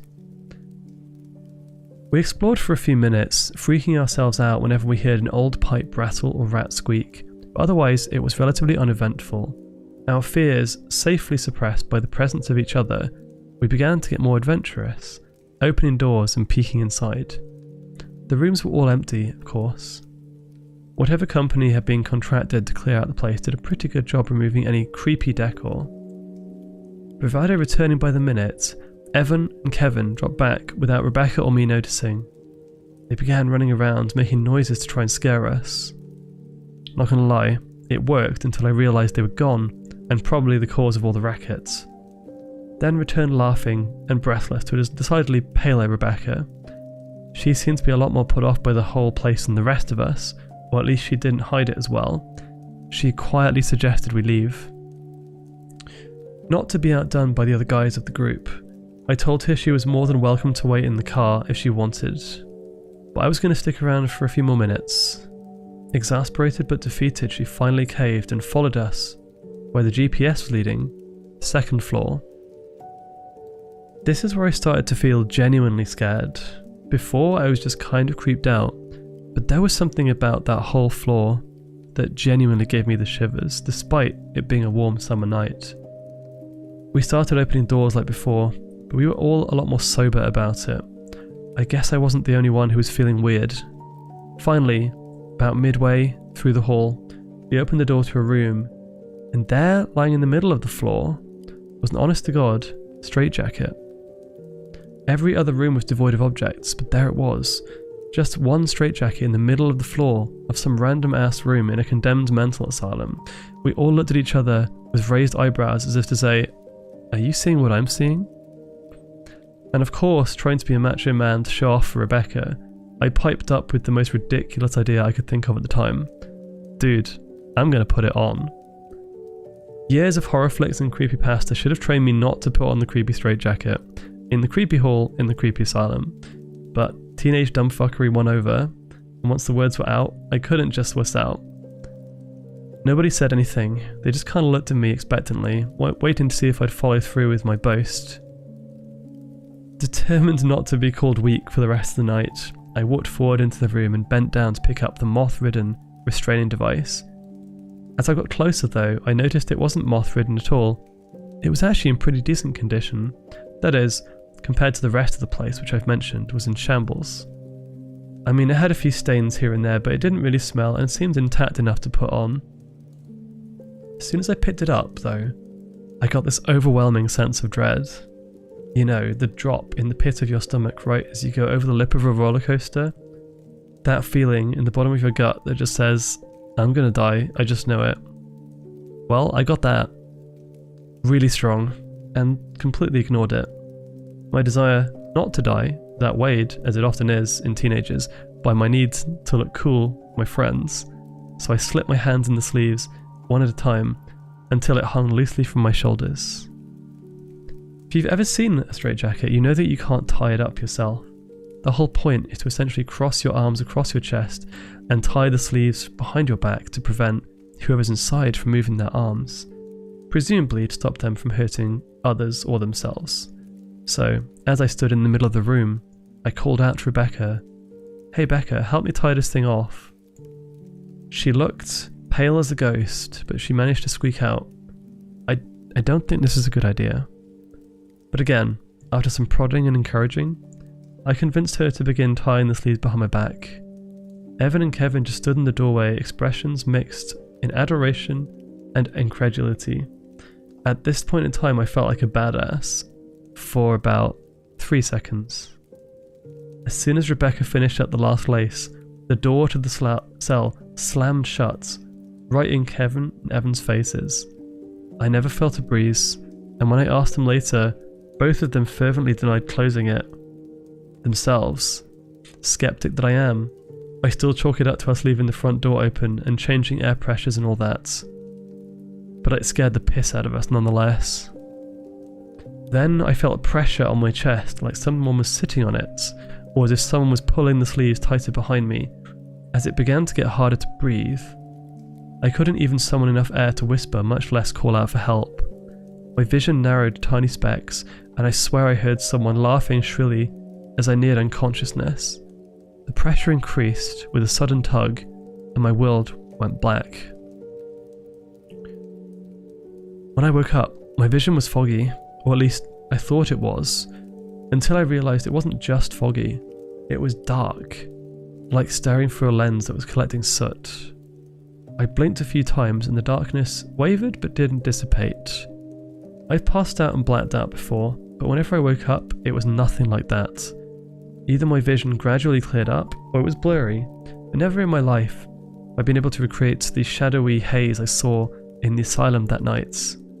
Then, from the murky depths, 2 small pinpoints of light appeared a few inches in front of my face, glaring a lurid red, and a dim echo of the laughter I heard before surrounded me. As soon as they appeared, however, they were replaced by 2 brilliant shafts of incandescence, Evan and Kevin, shining flashlights on my face.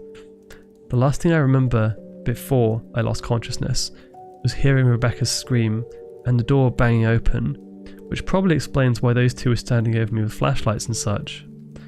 I gradually became aware of a dull murmur that I recognised as Rebecca asking me, "Please wake up, please wake up, please wake up."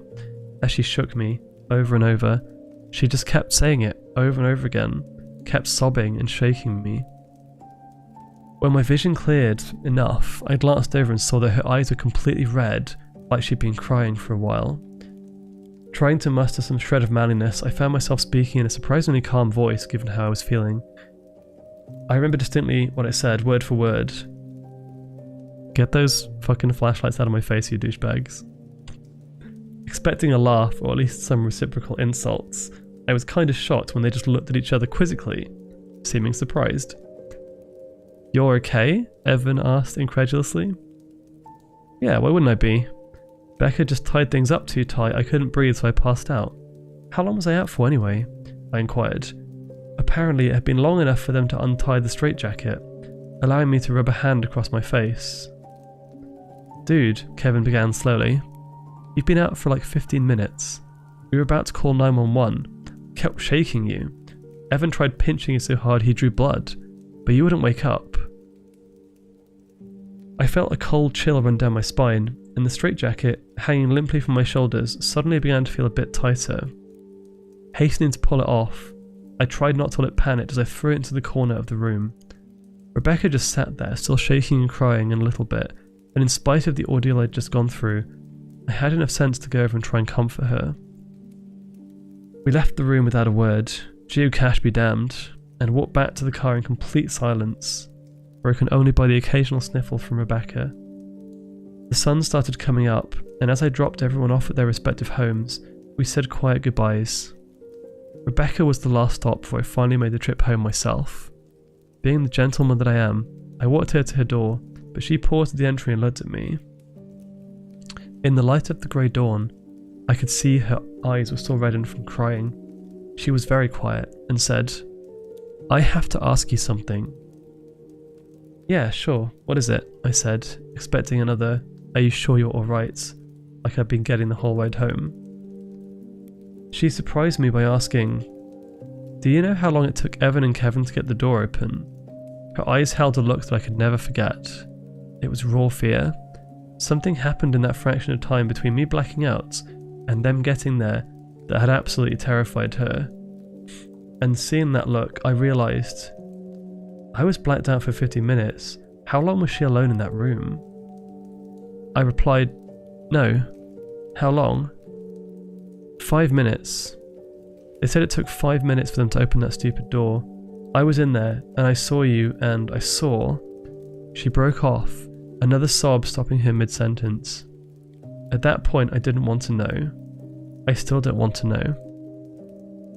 I gripped her by the shoulders and said firmly, "Rebecca, it doesn't matter. No matter what you saw, I'm here, you're here, we're both safe.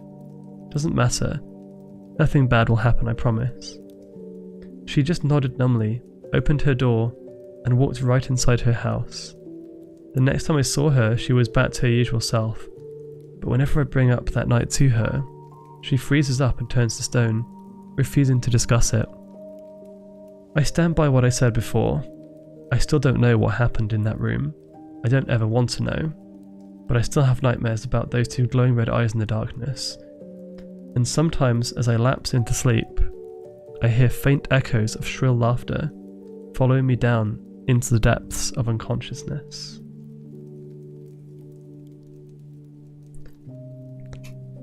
You want to know the fun thing, Noah? Is that, as you know from mod chat, I stupidly left this till this morning to find these stories. In fact, some of them only a few hours ago, because I'm very bad at procrastinating, and these are pretty damn good.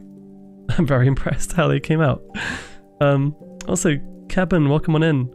Sparky's here as well. Let's go. We have some cozy. I keep saying cozy. It's cozy. It's like creepy cozy, right? I don't know. I can still get comfort from being in the presence of someone with teeth the size of mine. I don't know. Someone who could easily like use their magic on you and maybe give you a little nibble on your neck when you're sleeping. I think that's fine. Just listening to this, I love the way you read the stories, didn't want to interrupt. Oh, I'm so glad, I'm so glad. So here's the thing, you're welcome to chat. Even if I don't read the chat, I will be looking at chat. I can still see what you're saying, and I appreciate you for being here.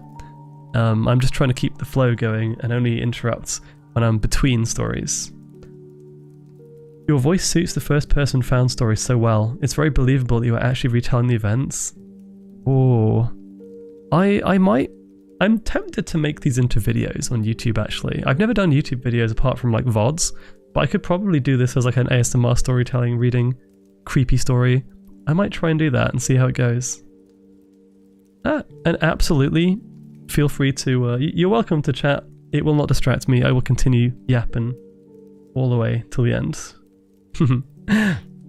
Okay, well, I'm going to move on to the next one. And let me see, I'm doing this in a semi-random order.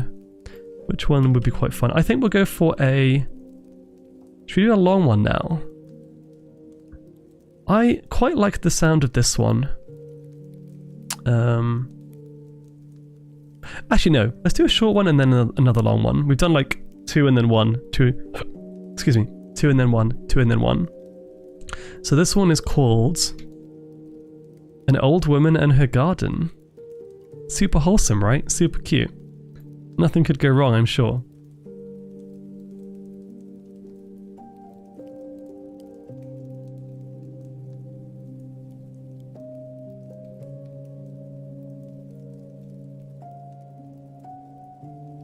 Okay. Get comfy. This one's not going to take too long.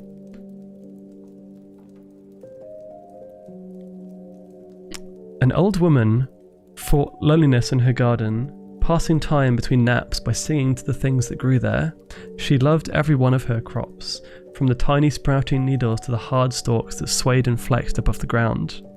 They shined white in the day, and at night the small patch gleamed against the side of her house like teeth in a massive jaw. The old woman had lived by herself for many years. Her house would be small if she had a family, but because she was alone, it was the perfect size.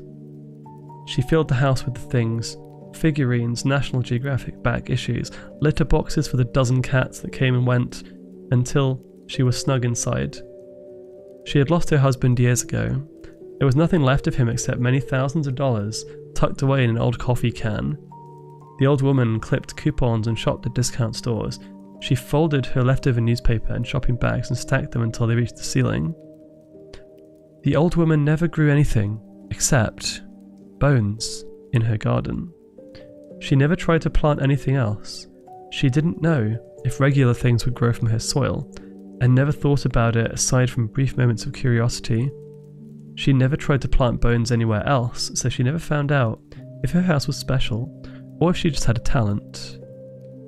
It started by accident with Osiris, one of her cats. He died one night, an ancient, scrappy beast who moved on peacefully. She buried him before his body was cold. Almost 2 weeks went by before she noticed it. A sliver, eggshell white and sharp as a pin. She didn't know what to do, so she laid down plant food and watered it every day. Over weeks, the sliver grew and grew.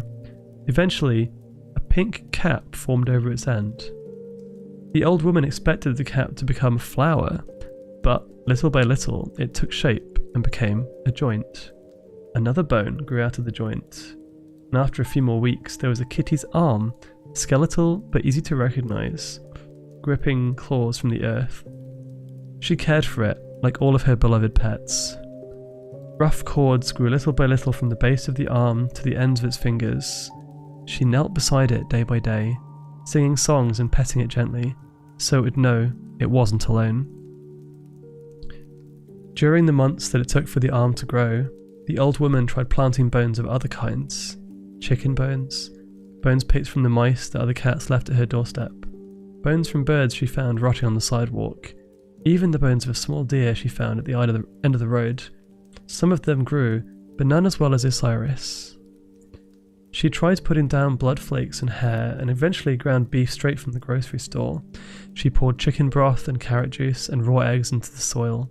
Still, most of the crops turned dull yellow, like rotten teeth, and became brittle and collapsed without taking root. Osiris got healthier and healthier. One day, she saw the arm moving, straining for a chunk of tuna she had left there. She rushed to dig him up. The cat shook himself off. Clumps of dirt stuck to his mossy coat. He opened blank white eyes as dull as quartz. He yawned and she saw a set of perfect granite teeth. It wasn't quite Osiris, she knew that, but it was close enough for her to take it in. The thing would lay beside her at night. It wasn't warm like Osiris used to be. It was damp and smelled musty, and didn't purr, but the old woman knew that it was hers. It brought her presents, rats and raccoons, and occasionally dogs that it somehow dragged from the neighbourhoods around her house. She never planted any of these because she was afraid that if they grew up, they would remember what had happened. As time went by, it became harder and harder for the old woman to take care of herself. She began to forget which crops in her garden had been there the longest, which ones she could expect to blossom into life, which to uproot and hide in her shed. Eventually she couldn't remember how many there were, and became confused at all the holes appearing in the dirt. It was after she actually saw one emerge on its own, a bat that she didn't remember planting, that she knew she needed help. An old woman shouldn't have to finish life alone. She thought about it for a long time. It wouldn't be easy to get what she needed, but the old woman was alone and had little left but time. She considered sneaking into a hospital or a university, but she'd never been one to break the law and didn't know how to begin going about it. So, the old woman started her old rattling car and drove around, always late at night. It took a long time, countless miles across lonely roads, but she found what she was looking for eventually. It was very late at night when she saw the pickup truck, flipped over, lying crumpled at the bottom of a small ravine. The old woman stopped her car and made her way carefully down to the wreck. Hope started to flood from deep inside her, filling her up, making her warm. She'd found exactly what she needed. The young man hung upside down, trickling blood, face cast in a delicate sleep. It was hard work, on her hands and knees, hacking away at the seatbelt with her rusted garden shears. It took a while, but she got him down eventually, careful not to let him fall on top of her. Dragging him up the hill was even harder, and she was afraid that if someone was to stop her, they would see her and take her to jail. But the old woman did not give up, and eventually she got him into the passenger seat. The rest was easy. She planted him in the patch of ground behind her house and waited. She mixed the soil with steak and tomato juice and bacon and sometimes beer, everything she could think of to make a young man grow. She bought a portable radio and played music for him, always singing along. At night, she held his bony hand and knew that the loneliness was almost over. The old woman gradually cleaned her house.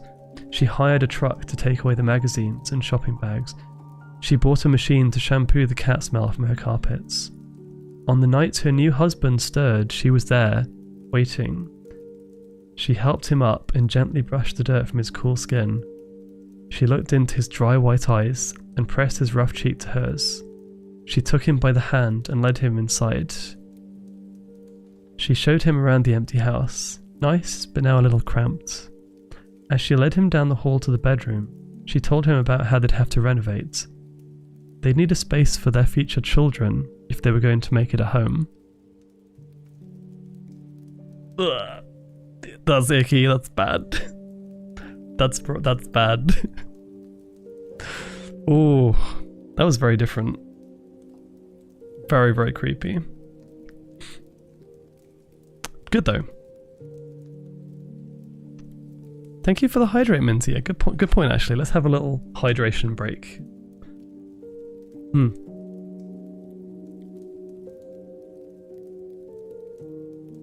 The implications of that one are even worse than some of the other ones. The fact that she found her husband and then she was like, oh, we need children now. Guess we gotta find some bones, right? Ugh. Yeah, that's rough. Also, hey Minty, how you doing? Welcome. Now, I think I'm gonna do a longer one. We're gonna go for something that's a bit longer, rather like the mall one we did before. So, let me just remove this one from the list. I will give you a choice with this one. We have Wolf Path, Smoke Signal, or Invisible Episode 145. Which one do you think we should go for next? And no, Wolf Path is not hot. It's not like a fairy story. It just happens to have the word wolf in it. And I think because this is a cozy, lazy stream, I'll just take the first answer. Whoever has any ideas. If not, I'll pick one. Stretch. And actually, this is going pretty quickly. It's already 9 o'clock, so we have plenty to last the whole stream.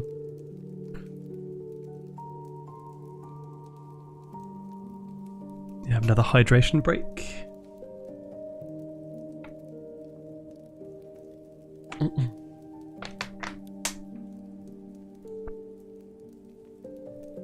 Okay, well, I'm thinking, if no preference, then I'm gonna go with one with a little bit of a different theme. We'll go for Invisible episode 145. That one sounds kind of interesting, and I've not read this one yet, so we'll read it together.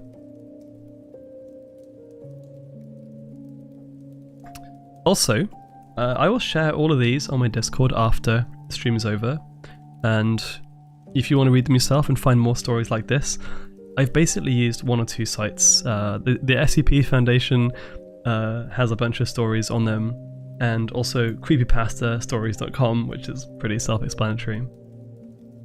So this one is...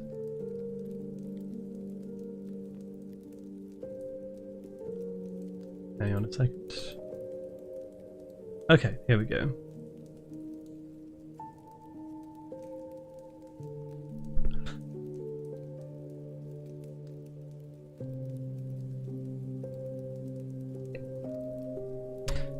Ooh, part 1?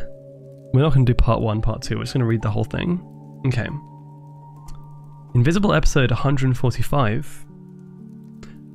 I'm not normally a conspiracy guy. I'll occasionally click on the occasional top 10 unexplained mysteries YouTube video when I'm bored, but I've never been the type to go down rabbit holes. But boredom does weird things to you, especially when your life's already a mess. At the time this all started, it was about as low of a time as ever. I just turned 26, my girlfriend of 3 years had packed her stuff and left without much more than a "I can't do this anymore." And I'd been out of work going on 5 months. I was behind on rent, my car was a rusted out piece of junk I couldn't afford to fix, and I'd been living primarily on boxed macaroni and leftover condiments in my fridge. Days and nights bled together. I spent most of them in my apartment, sitting in front of my laptop with blinds down, mindlessly scrolling through Reddit or watching old TV shows on YouTube. That's how I stumbled across Sunny Time Station. The channel name was VCR King 92, one of those niche uploaders who seemed to live for digging up old VHS tapes from thrift stores and flea markets. His uploads were mostly forgotten cartoons and weird local commercials from the 80s and 90s. I'd clicked on one of his Saturday morning 1989 compilations, just to have some background noise while I was sorting through job listings what I actually wasn't going to apply for. Then I heard the Sunny Time Station theme song. It hit me like a smell from your childhood. You don't even remember it until it's right there in front of you, and suddenly you're 5 years old again. The melody wasn't soft, or was soft and sing-songy, layered over what sounded like a toy piano. It was every memory of a rainy day spent watching PBS had just woken up in my head. Here's the thing, I'd completely forgotten about this show. Not just hadn't thought about it in years, I mean gone, like someone had erased it from my brain. But seeing it again, it was like it was there all along, just under the surface. The show itself was weird. It was a low budget, filmed on a set that looked like some strange hallway points between a train station and a puppet theatre. There were human actors, cheery station staff, and these puppet characters, which I vaguely remembered finding either hilarious or terrifying, depending on the day. I let the episode play all the way through, then another, then another. The numbers were numbered in file names, episode 141, 142, 143, 144, and then it jumped straight to 146. There was no 145. I thought maybe VCR King had just not found that one yet, but when I scrolled down, the numbering kept going. 147, 148, 149. Always one missing. I clicked into the comments, thinking maybe someone had already asked. They were disabled, which was weird for a channel like this. After all, half the fun of those nostalgia uploads was people chiming in with the, I remember this, or my cousin was on this show. I backed out and started Googling. Old TV listings confirmed that yes, there was an episode 145, which aired exactly once in early March 1991, but there was no description of its plot, no stills, nothing. I got curious enough to message VCR King directly. I typed, Hey man, loving these episodes. Do you have episode 145 of Sunny Time Station? I can't find it anywhere. It took about a day before I got a reply. It simply said, "Don't look for it. It's not lost. It's locked away." And that was that. I never got any follow-up or further explanation, which of course meant I was absolutely going to start looking for it. After that message from VCR King, I told myself I wouldn't make a big deal out of it. That lasted maybe 12 hours. By the next morning, I had a dozen tabs open. Old TV archive sites, nostalgia blogs, half-broken fan pages from the early 2000s. Most of them had barely any info about Sunny Time Station. Just the standard anyone remember the show kind of posts. But I started noticing the same pattern. Whenever episode 145 came up, it was usually followed by the words weird, different, or creepy. One archived forum thread from 2007 included a post from a user claiming that his uncle had worked on the crew. He wrote, "They all changed after that one, even the kids. Like they'd been through something they didn't understand but couldn't stop thinking about it." Another thread mentioned a child actor disappearing from the cast around that time. There were no additional details or news links, only a username with no other posts following that one. I finally turned up a name I didn't recognise, Seth Trollstead. Apparently he was the creator, head writer, and director for most of the show's run. He had this slick, early 90s, soft-spoken children's entertainer vibe. Imagine a less awkward Mr. Rogers who'd been to LA a few too many times. But his career ended abruptly in 91, right about when 145 would have aired. The only solid info I could find was an old trade magazine snippet. Production halted amid ongoing police inquiries. There was no mention of what these inquiries were. The deeper I dug, the stranger it got. I found a link to a half-dead GeoCities site with something called Sunny Time Forever. Many of the images were broken, but there was one working clip from a convention panel in the late 90s. It featured two of the former actors on stage, both of whom were clearly uncomfortable answering fan questions. One of them was Vicky Kimball. The name pinged something in my head. She'd played Conductor Annie, one of the most recognisable characters in the show. I remembered her oversized train conductor's hat and the way she'd always carry a little stuffed rabbit on set. In the clip, a fan asked about her favourite episode to film. She smiled politely, but when someone shouted 145 from the audience, she froze. Then she said, "Next question," without looking up. I don't know why, but I felt the need to talk to her. It took me 2 hours of scrolling through Facebook and LinkedIn to find a profile that matched her age and hometown. She runs a dog grooming business now, about 3 states over. I sent her a message of what I thought was casual enough. "Hi Vicky, I was a fan of Sunny Time Station growing up and I was wondering if you'd be open to answering a couple of questions about the show." I didn't mention 145 in the first message. She replied within an hour, "What do you want to know?" I went for it. Specifically, I'm curious about episode 145. I saw you on the panel years ago and someone brought it up. The 3 dots that show someone's typing appeared, and then disappeared. 10 minutes later, another message came through. "Don't talk to me about 145. If you do, you'll start seeing him, and if you see him, you won't want to stop." I stared at that for a long time, wondering if she was screwing with me. Then, 2 days later, I did see him. It happened in the checkout line at the grocery store. I was glancing around bored when my eyes flicked to the freezer section's glass door.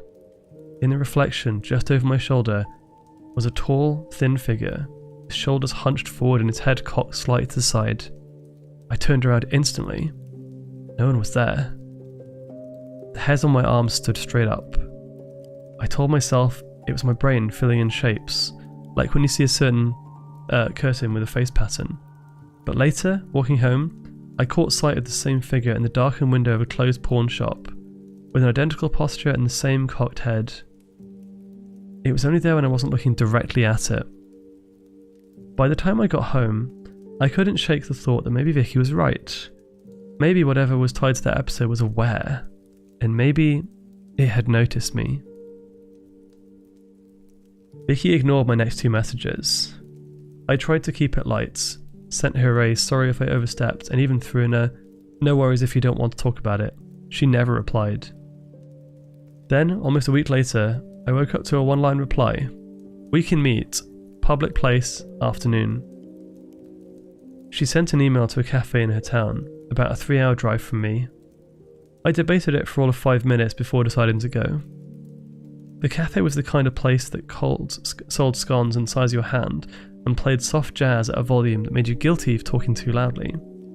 Vicky was already there when I arrived, sitting at a corner table with a latte she hadn't touched. She didn't look like anything from the bright-eyed kids from the show. She was now in her early 40s and had her hair pulled back in a loose braid. Deep lines were etched around her eyes. When she saw me, she gave the faintest nod. "You're Jeremy," she said. I sat down, trying not to sound too eager. "Thanks for meeting me. I know it's probably not your favourite subject." "You shouldn't be digging into it," she said immediately. "If you care about your sanity, you'll stop right now." "I just want to understand," I said. "What happened with 145? Her gaze dropped to the untouched latte. "Do you remember Seth Trollstead?" I nodded. "The guy who ran the show, right?" "Well, he didn't just run it," she said. "He controlled it. The cast, the crew, especially us kids. He had these games he'd make us play between takes. Blindfolding, binding our wrists with scarves, making us chant these words." She glanced up at me. "We thought it was gibberish. Later I learned it was kind of Sumerian, twisted but still close enough." My skin prickled. "Why?" "He believed in something," she said, lowering her voice. "Something he called Lagreth. Said it lived in the colours. I didn't understand it at the time. I still don't. But episode 145 was supposed to be its big moment, the thing we've been rehearsing for without knowing it." She swallowed hard. "They never aired it because something went wrong. I don't know what exactly. Just that after filming, everything got weird on set. People got sick. One of the kids has a seizure. And Seth, he just smiled, like that's exactly what he wanted. I thought about the figure I'd seen in the reflections, the way it leaned without me moving. What happened to him? He disappeared. Police came round, started asking questions. Next thing I knew, the show was shut down. She finally took a sip of her latte, like telling me her story had taken something out of her. "Vicky," I hesitated. "Since we messaged, I've been seeing something. Tall, hunched, only in reflections. Is that..." "Stop," she said sharply. Her eyes locked on mine. "Don't describe it. Don't acknowledge it. Every time you do, it pulls you closer." Her voice was trembling now. "If you keep looking for 145, you're not going to find it. It's going to find you." We sat in silence for a moment, the jazz truck warbling softly in the background. Then she stood, left a few bills on the table, and walked out without another word. That night, I had a dream about Sunnytime Station.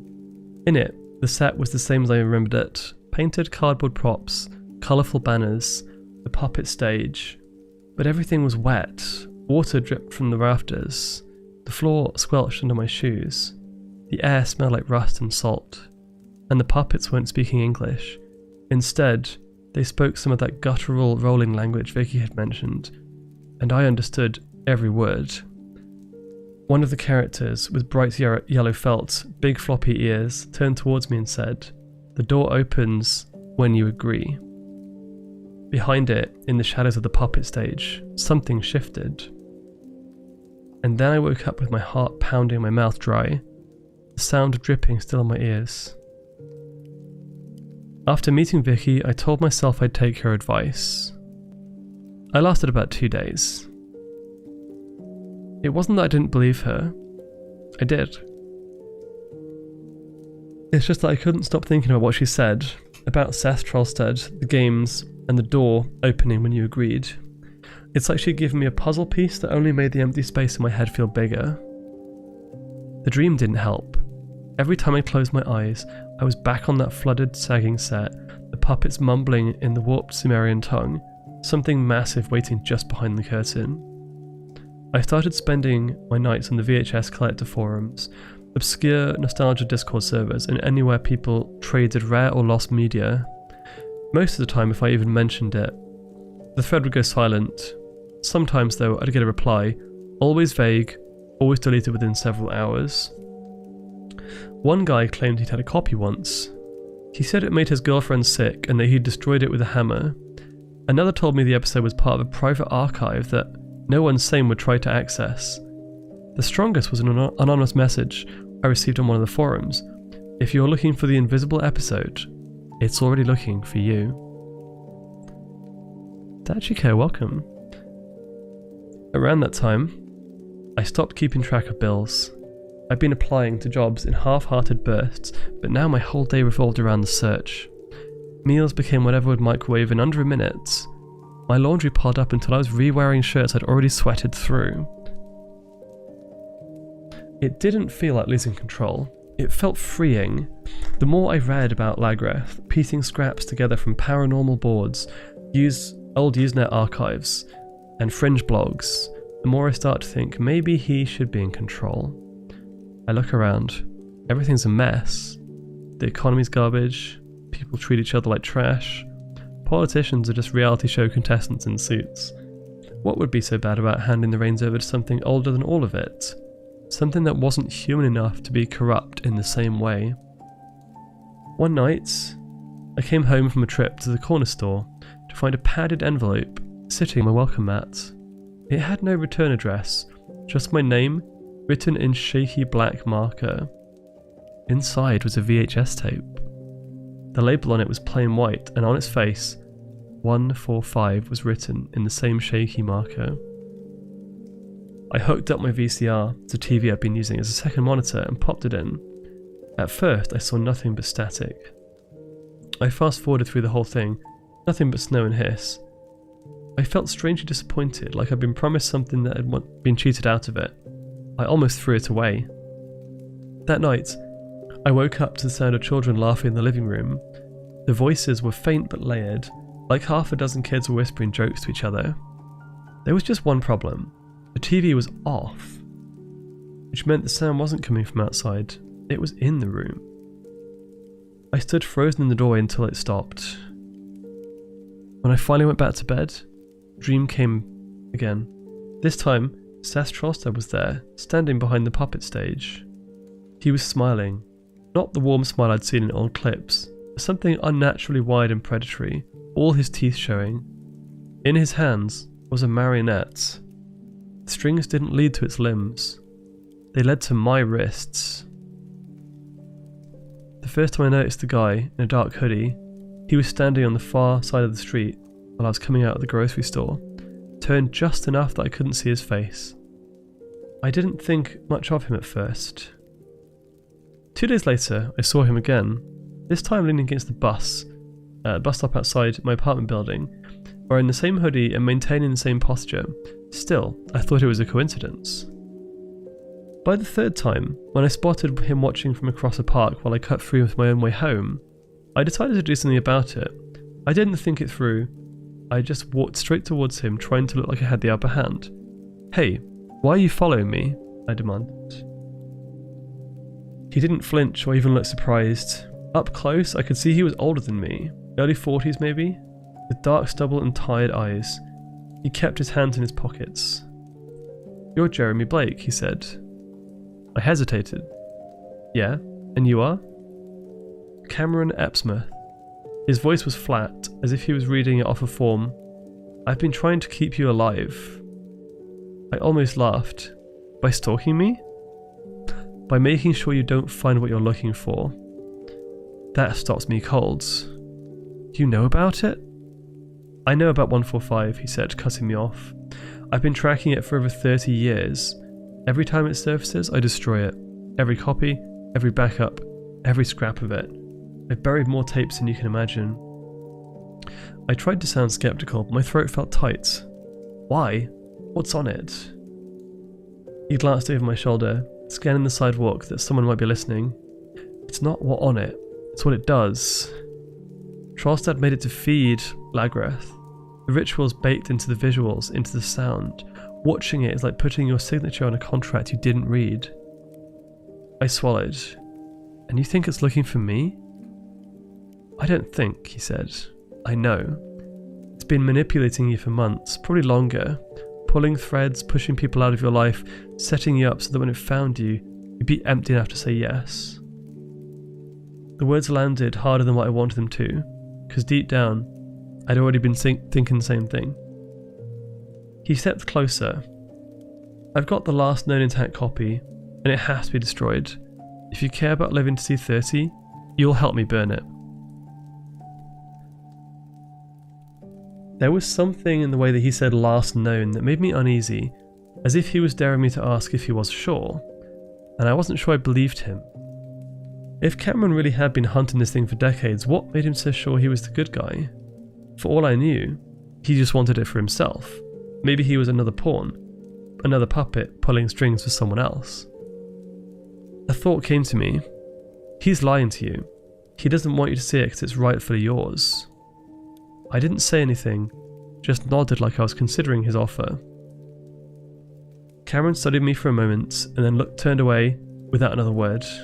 I watched him go, hands in his hoodie pockets, until he vanished around the corner, and all I could think about was if he'd really lit the last copy, I had to know where he was keeping it. I followed Cameron for 3 days before I figured out where he was staying. It wasn't hard. He wasn't the kind who blended in. The motel was one of the roadside ones with a peeling paint, a flickering vacancy sign, and rooms that smelled like cigarettes from the 80s. His car, a faded green Taurus, was always parked at the far end of the lot. I waited until early morning when I saw him leave on foot, put up, moving fast like he always had somewhere to be. The door to his room wasn't exactly a challenge. I'd seen enough YouTube tutorials to know how to pop the latch with a plastic card. It clicked open the first try. Inside, the air was stale, heavy with dust and the scent of something metallic. The curtains were drawn, light bleeding through in thin orange lines from the setting sun. I went straight to the bed, which was covered in bags, clothes and notebooks, all tossed around like Cameron had never fully unpacked. In the corner, there was a battered metal case with a combination lock. It wasn't even locked. Inside, wrapped in an old towel, was an unmarked VHS tape. The shell was scratched and worn, but I could feel my pulse jump just holding it. Underneath the tape were stacks of Polaroids. Some showed the Sunny Time station set, but not the cheerful version from my memories. They were dimly lit, the props water-stained, the actor standing too still, staring at something out of the frame. Then there were other photos. Photos of bodies. They'd been left where they'd fallen. Different ages, different places. Some looked decades old, with faded colours. In almost every slot or shot, Cameron was there in the background. Sometimes he was looking at the camera. Other times he was looking away. I didn't know what to make of it. Part of me thought they had to be staged. Fake props, maybe. But part of me wondered if these were the copies he'd been destroying. Not the tapes, but of the people who'd seen them. I heard the door open. "What the hell are you doing?" His voice was low but sharp enough to freeze me. I turned, and Cameron was in the doorway, his eyes locked on the tape in my hands. "You shouldn't have come here," he said. I tried to think of something to say. My brain was stuck between excuses and lies. "Put it back," he said, stepping inside and shutting the door behind him. It was then the whisper came again, not from him, or from anywhere else I could point to. "He'll take it away from you. He'll keep it. It's yours." Cameron took another step towards me. "You don't know what you're holding. If you play it..." "I'm not giving it back," I said, my voice louder than I expected. For a moment, he stared at me, as if he were deciding what to do. Then he moved fast, crossing the space between us in moments, reaching for the tape. I swung without thinking, my hand closing around the motel's heavy brass lamp. The base connected with the side of his head with a dull, wet crack. He staggered, one knee hitting the carpet, and then I hit him again, and again. By the time I stopped, my arms ached and my breathing was ragged, and before me, Cameron lay still, his eyes half open, blood pooling under his head. The tape was in my other hand. My fingers pressed so tightly against the plastic I could feel the edges cutting into my skin. I should have felt horror or shock, anything. Instead, I felt relieved, like I'd just done something I'd been waiting my whole life to do. I didn't remember leaving the motel. One minute, I was standing over Cameron's body. The next, I was unlocking my apartment door, with the tape still in my hand.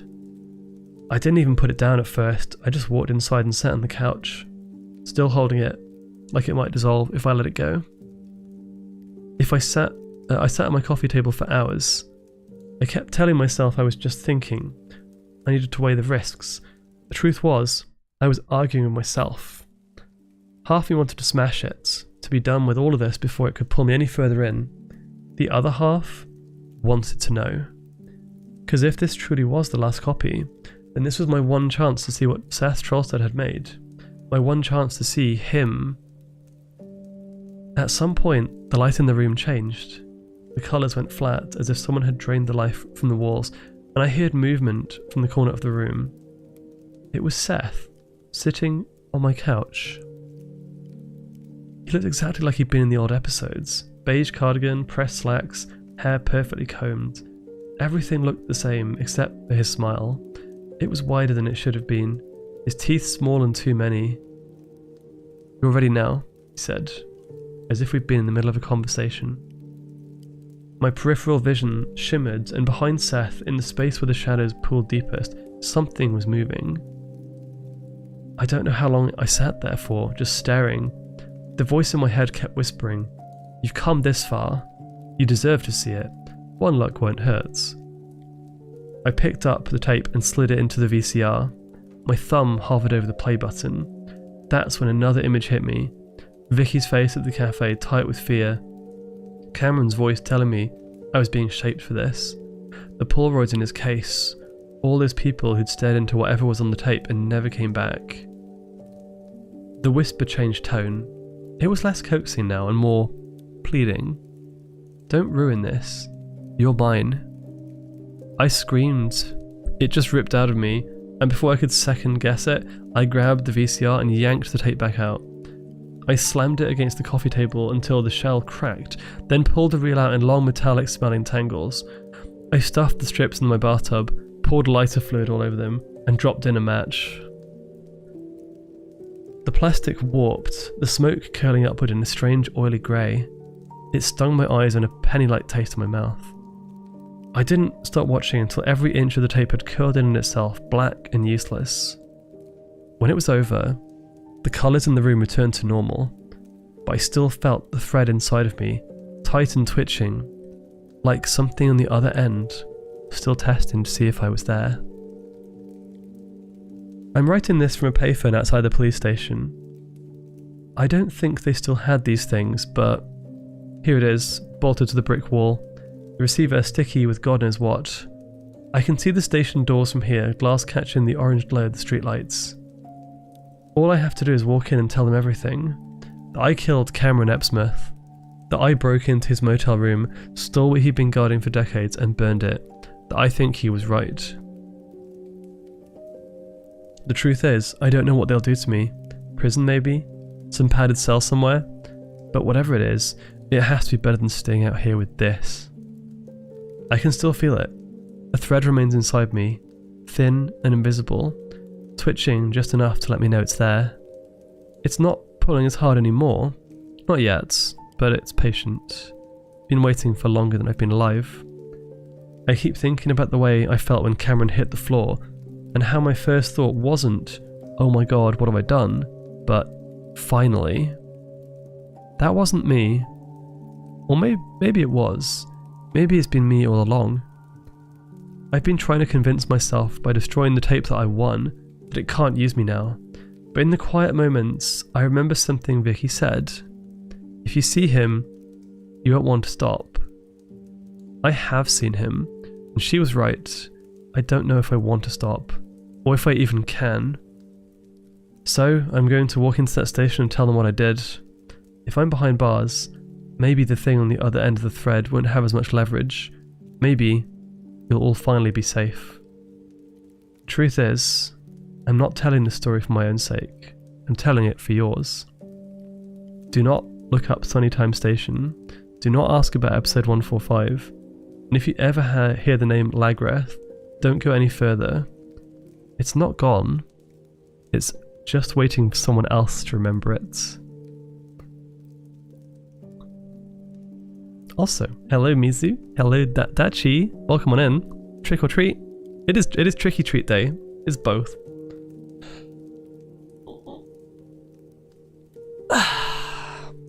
Also, Surf Marina as well, welcome on in. Sealdra with the silly jokes, I love it. The dad jokes. Oh, I feel like I'm putting myself to sleep with my own stories here. Is that good? I don't know. I think I need to have a small break to rest my voice and also get a stretch and a wander. If you need any more, I put one I found years ago in the mod chat. Not too long, but it is unsettling. Ooh.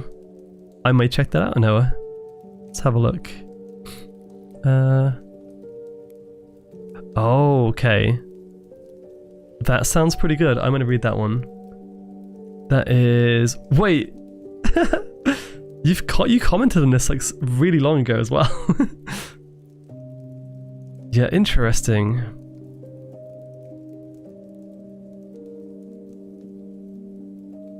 Okay, yeah. No, I'll read that one after I've had a break. If you need any more, I put... Oh, wait, that's the same thing. Okay, cool. Thank you everyone for the redeems, the hydrates, the shrimp checks, looking out for me. Enough Loki's in time for sleep, so good night and sweet dreams. Yeah, crazy.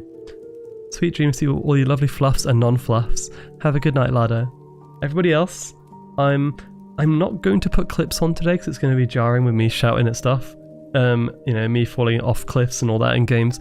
I'm going to just put some art in the background and we'll enjoy a little bit of spooky music still. And I'll be back in a few minutes, okay? We'll do... It is currently 9:30. I can probably do like 4 or 5 more. We'll see how we get on. Thank you for the idea, Noah. And don't forget. You might want to put on your, like, you know how you have anti-mosquito spray when mosquitoes bite you? You might want to get some anti-fox spray. So if you're in this room with me, I have big fangs and you are looking mighty tasty right now. So just be careful, okay? That's what I'm going to say. I will see you in a few minutes. Wow.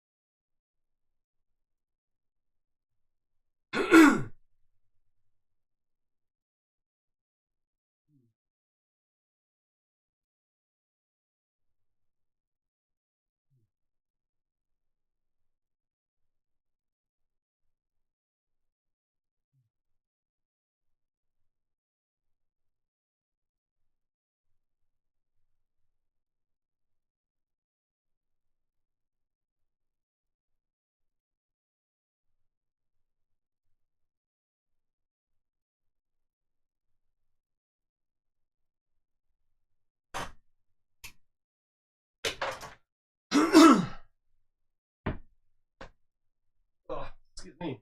I'm still on the mic. I muted the music by mistake. That's so dumb.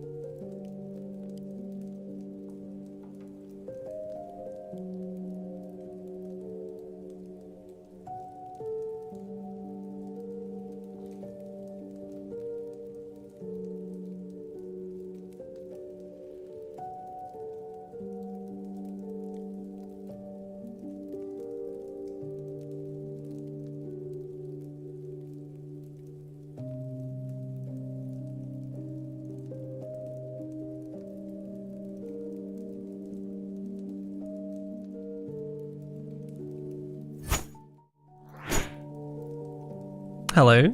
Okay. We're back. Thank you for waiting.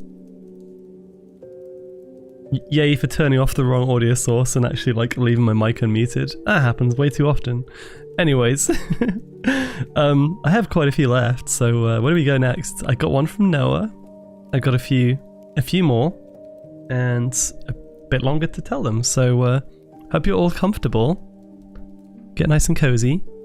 I'm hoping that everyone's going to have interesting dreams tonight. I feel like you are, including me. So I like the one that Noah sent over. I could read that one while you're here, in case you need to go anywhere. We'll do that one next. Also seems quite interesting.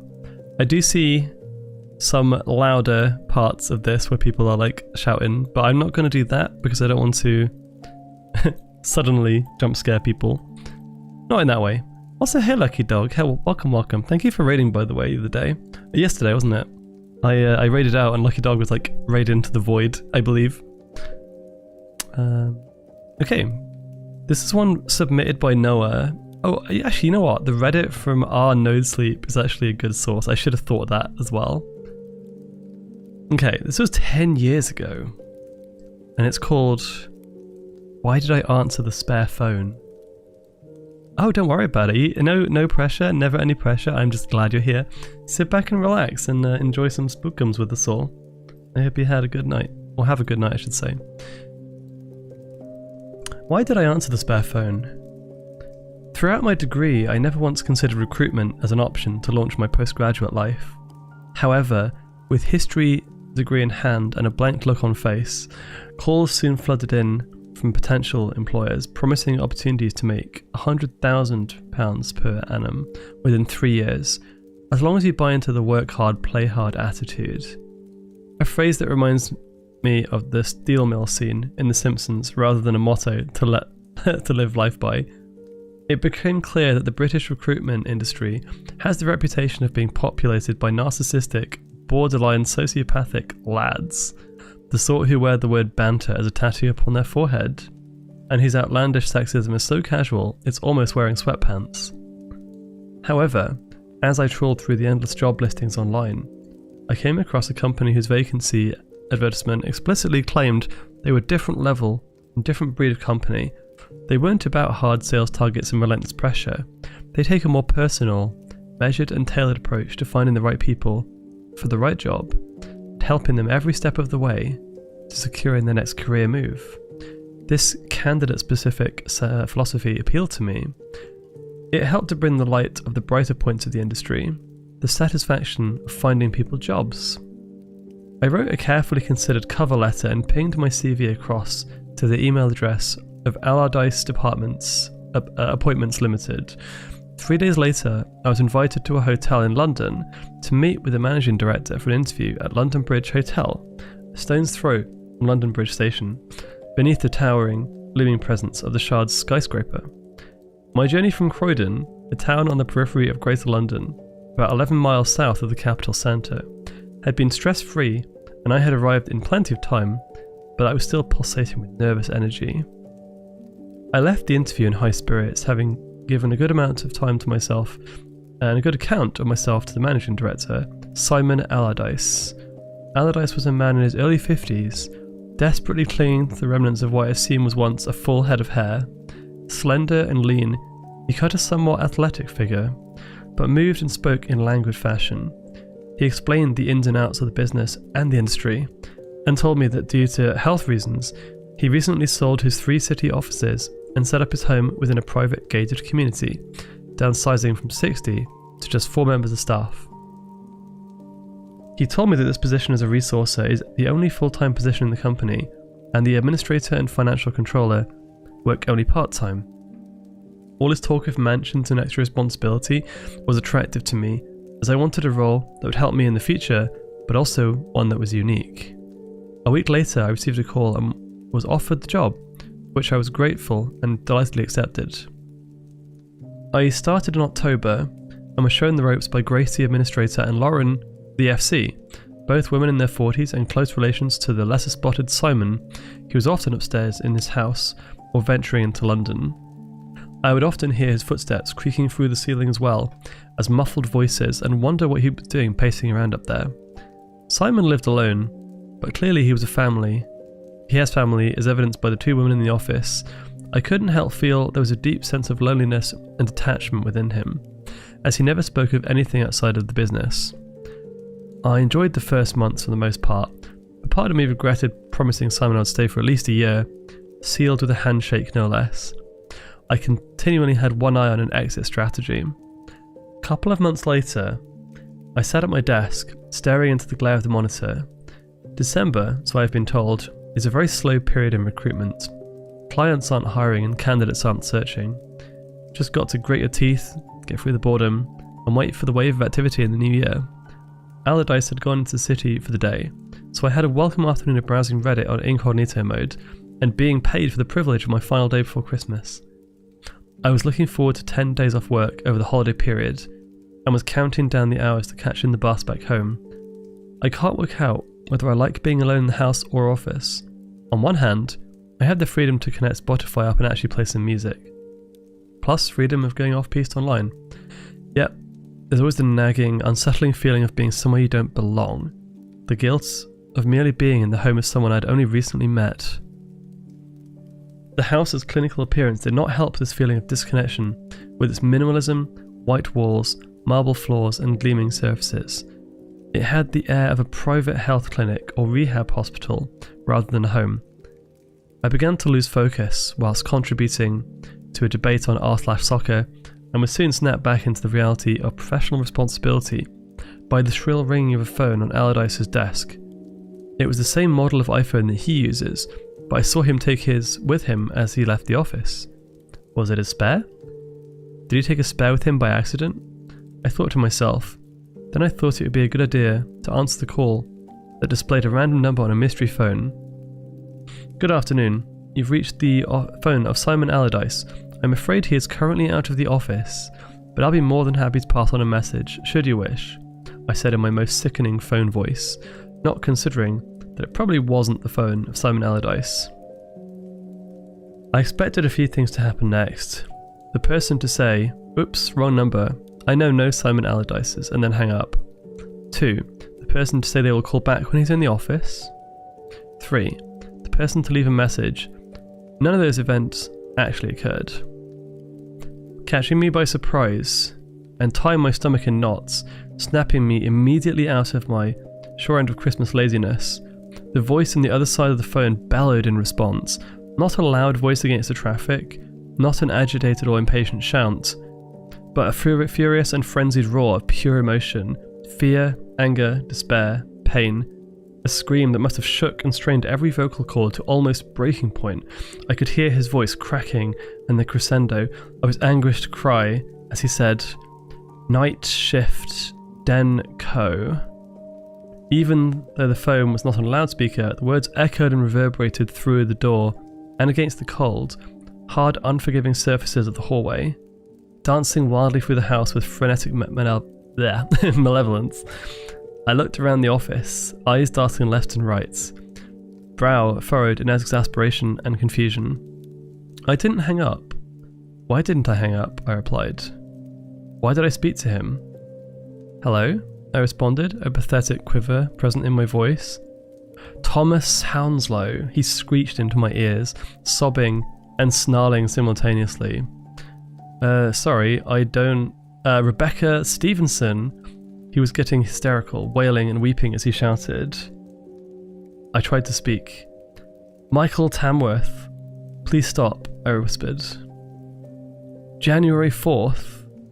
The phone went silent. It displayed the call log 07232 924 514, 40 seconds. Every hair on my body was upright, shot into attention. My eyes had begun to tear up through fear and helplessness as I wiped them dry with some trembling hands. I didn't want to call Simon, though I knew I should. Or the police, I thought. I clearly stumbled upon something I should not have. It was a clear message left in a horrifying manner, and I knew there had to be some significance behind it in one form or another. I hastily grabbed a pen and paper and scribbled down what the person had said. 079232 924514. Thomas Hounslow, Rebecca Stevenson, and Michael Tamworth, January the 4th. The whale's still ringing in my ears. I typed the phone number in Google. No useful results. I typed it into the Outlook search bar. Nothing again. I pasted it into Windows search. One result. The CV of a man named Elliot Groves. Okay, I muttered as I opened his CV in the contact page. It was last edited on December 24th, 2014, a fact I put down to coincidence until the document opened. With each candidate, we asked them to record or to submit a scanned copy of their passport in order to comply with agreements with our clients. It can also give a feel of what sort of person we'll be meeting before we conduct interviews, and it's always nice to be able to match a voice to a face over the phone. Elliot's passport photo matched his voice. The rest of the document was as it should be, but his eyes pierced through the screen with a look of utter desperation as his face was contorted into an agonizing snapshot of pure unflinching terror. I scrolled down, unable to look at it any longer. I scanned through the CV. Nothing here. Finance, payments, companies, okay, nothing. Nothing stood out as significant. It was the standard CV we'd receive every day. Why was his photo like that? Why was he screaming? I typed his name into Adapt, a program we use to store all our information on candidates, job clients, etc. I skim-read his profile, beginning to sweat, eyes unable to focus or settle on any one spot. It seems we placed him in January 2015 at a company called Left Turn on a 12-month contract, but there were no further details of the role or the company. Exasperated and panicked, I picked up my phone, and without thinking, dialed Elliot Groves' number. I didn't know what my plan was. I just wanted him to confirm it was a prank or something. Anything. I was met with a harsh tone and message informing me that the number I dialed had not been recognised. I clicked back onto his CV. A home number. Thank God for landlines. I dialed. It rang. It was answered. It wasn't Elliot. It was a woman. Hello. Please could I speak to Elliot Groves? I'm calling from Allardyce Appointments, with a recruitment consultancy that placed him on his current role at Left Turn. I managed to master my emotions as I spoke. The woman let out a weary sigh. Could you please remove this number from your database? I keep getting calls for Elliot, for all sorts, and I just can't cope anymore. I'm sick of it all. Elliot has been gravely ill in a coma for almost a year, and I just want a Christmas without additional stress, so thank you, and goodbye. She hung up before I could get a word in. I tried to call back. She needed to know, but I couldn't get through. She must have blocked the number pretty quickly. As I began to think of my next approach, I heard a crunching in the driveway and turned to see the headlights of Simon's Audi A4 slowly approaching down the gravel. Shits. I fixed my hair where I'd been frantically running my hands through, straightened my tie and slapped my face to bring back some colour to my drained cheeks as he unlocked the front door. I cursed under my breath at the situation I'd got myself into and tried to devise a plan to explain it all. All I could see was Elliot Groves' twisted face, and all I could hear were his screams. Simon entered the room, his slender frame looming over me. He saw the iPhone next to my mouse. He glanced at Elliot Groves' CV on my screen, and he saw my scrawled notes on the pad. I opened my mouth to speak, but no words left them. His eyes flickered with satisfaction, pride, and malice. I'm going to need you to come in over Christmas and New Year. We have work to do. That is unsettling as all hell. That was an actual cliffhanger as well. Ooh. You know what's even creepier about that one is the fact that it's based in London and it's about working in London. That's terrifying. No one wants that. Lucky dog, welcome. As excited as I am, I'm trying to keep things very, very chilled today. So I'm very much happy that you're here. That was good, right? That was a good one. Thank you for the recommendation, Noah. I see Arcturus. I see Blizzard, Lucky Dog as well, yes. And Ellie. 2 doggos in here. Sip, bitch. And there's a tabby as well. Yeah. And the shrimp check, thank you.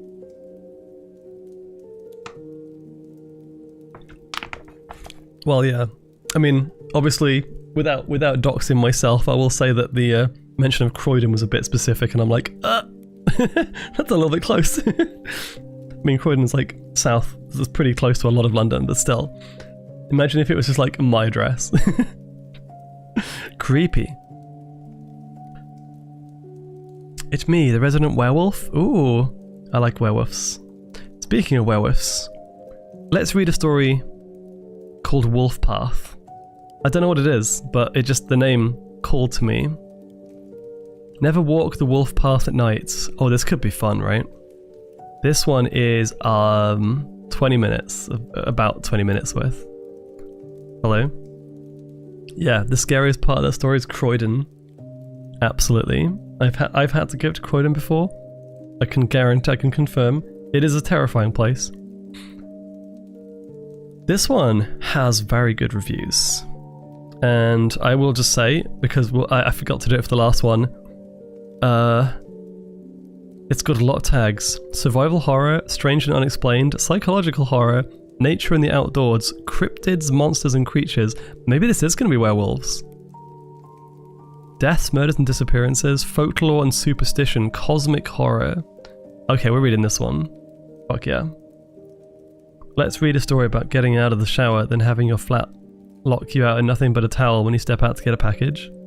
That's based on a true story. It is indeed. Okay, right. I'm gonna have a quick hydrate first, hang on.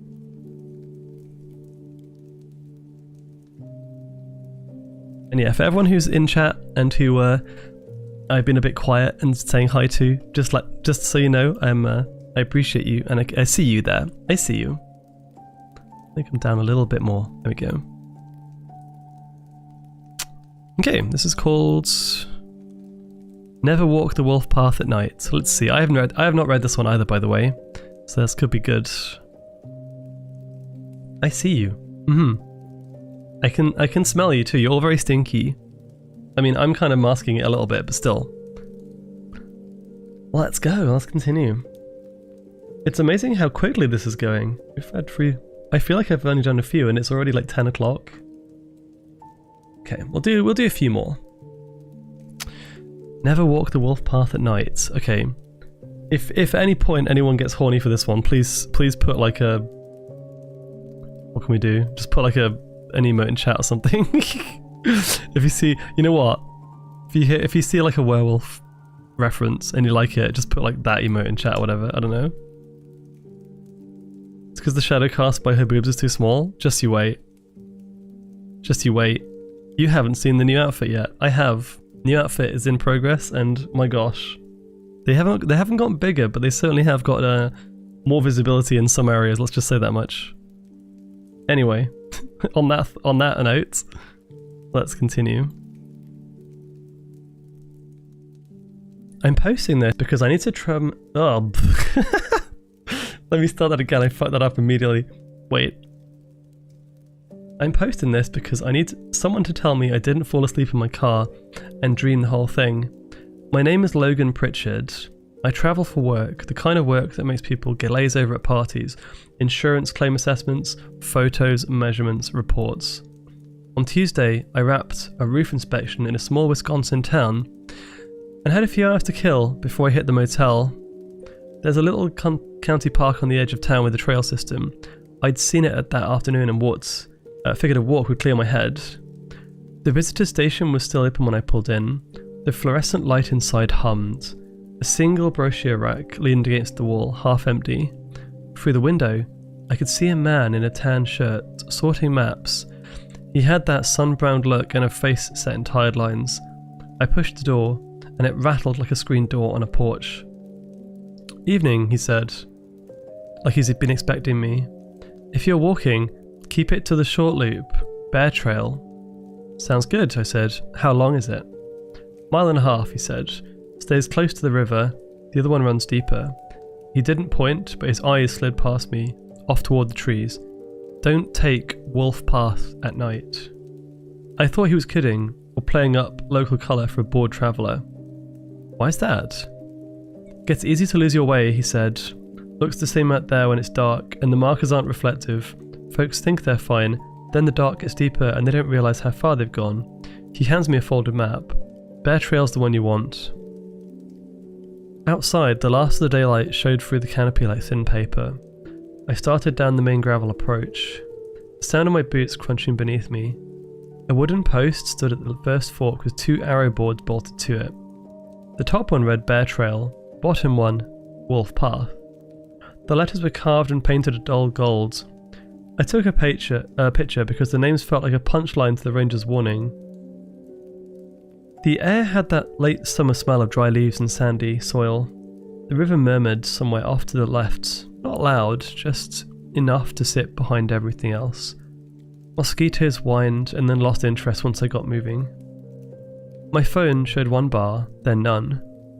Didn't matter, the loop was simple. A lopsided figure 8 on the map. I went left towards Bear Trail, because I'm not stupid and I didn't feel like getting turned around by poor signage. The path nourished a damp dirt, soft with a layer of needles, and the trees closed in. It felt good to walk without thinking about the roof pitch of a certain craftsman bungalow, or where the hail had hit a diagonal. I kept steady pace. The trail markers were wooden diamonds on posts. Every 100 feet or so, one would show up, and I'd nod as though we had an understanding. 10 minutes in, I heard an owl somewhere ahead. My headlamp stayed in my pocket because the dusk still held. The sky through the branches took on that slate colour it gets just before it's truly night. I remember checking my watch and feeling fine about the time. I'd be back at the car by full dark. No drama. Then I came to the sign again. Same post. Same arrows. Bear Trail on top and Wolf Path down below. Same shallow gauge across the W. The way someone might run a knife tip through a fresh paint because they couldn't help themselves. For a second I thought there was another junction with a duplicate sign, but the ground around the post was disturbed in some way. A wide scuff on the right where the dirt had been kicked out, and a cigarette butt flattened into the soil on the left side. My footprints overlapped each other. I know because I wear cheap work boots with a chipped heel that prints a half moon on the back. I stood there longer than I should have, doing that math in my head where you decide how embarrassed you'll be if you turn around and the parking lot is 30 yards away. The woods didn't feel threatening, just quiet. I told myself I'd looped a spur or the map was wrong, or I'd cut back without realising when I stepped around a fallen limb. I pulled out the folded map. The ink had bled a little from sweat, but the lines were still clear enough. I traced my route with a thumbnail and couldn't find a way I could have hit the same spot again. There was only the one trailhead sign. Fine, I said, because sometimes you say it out loud, just to cut off the thought. I took the top arrow again, the Bear Trail, and walked with even more attention. I picked a landmark this time, a birch with a missing strip of bark the size of a mailbox, and counted 60 paces past it. I pressed my thumbnail into a low branch as I went. The small stupid things you do to prove you're in control. The river got louder, which helped. When the wind picked up, it carried a damp chill off the water. A bat cut across ahead of me, a fast, tight turn, then gone. It felt like the trail was pointing slightly uphill, which meant I should be moving away from the river bend, curling towards the thinning woods near the highway. The dark gathered under the trees. I took a breath and keep up the pace. I didn't want to stop long enough to need the headlamp. I saw the glint of the sign's bolts before I recognised the shape. Back at the split. I walked a slow circle around it this time, as if the answer might be behind the post. The same cigarette butt. The same heel print. My thumbnail mark on the low branch from minutes earlier, except the branch stood on a different tree now, a few further feet back.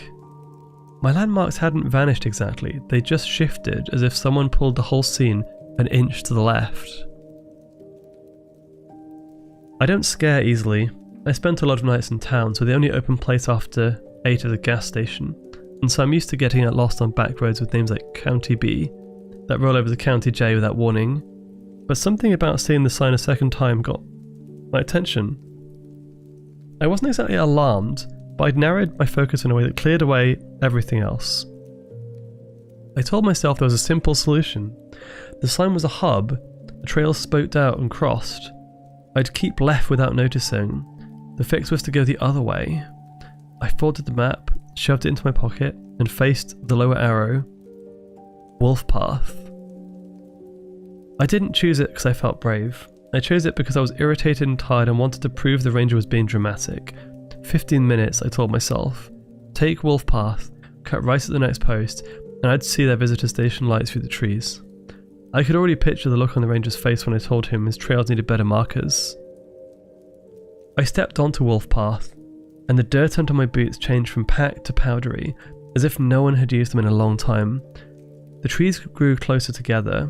The river sound fell away until I could hear only my footsteps and the brush of leaves. The sky above was the same flat slates, neither lighter nor darker. I checked my watch again and frowned. The minute hand hadn't drifted at all. I told myself it was the glow catching the needle wrong. I kept walking. 15 minutes, that was all. Then I decided to turn around.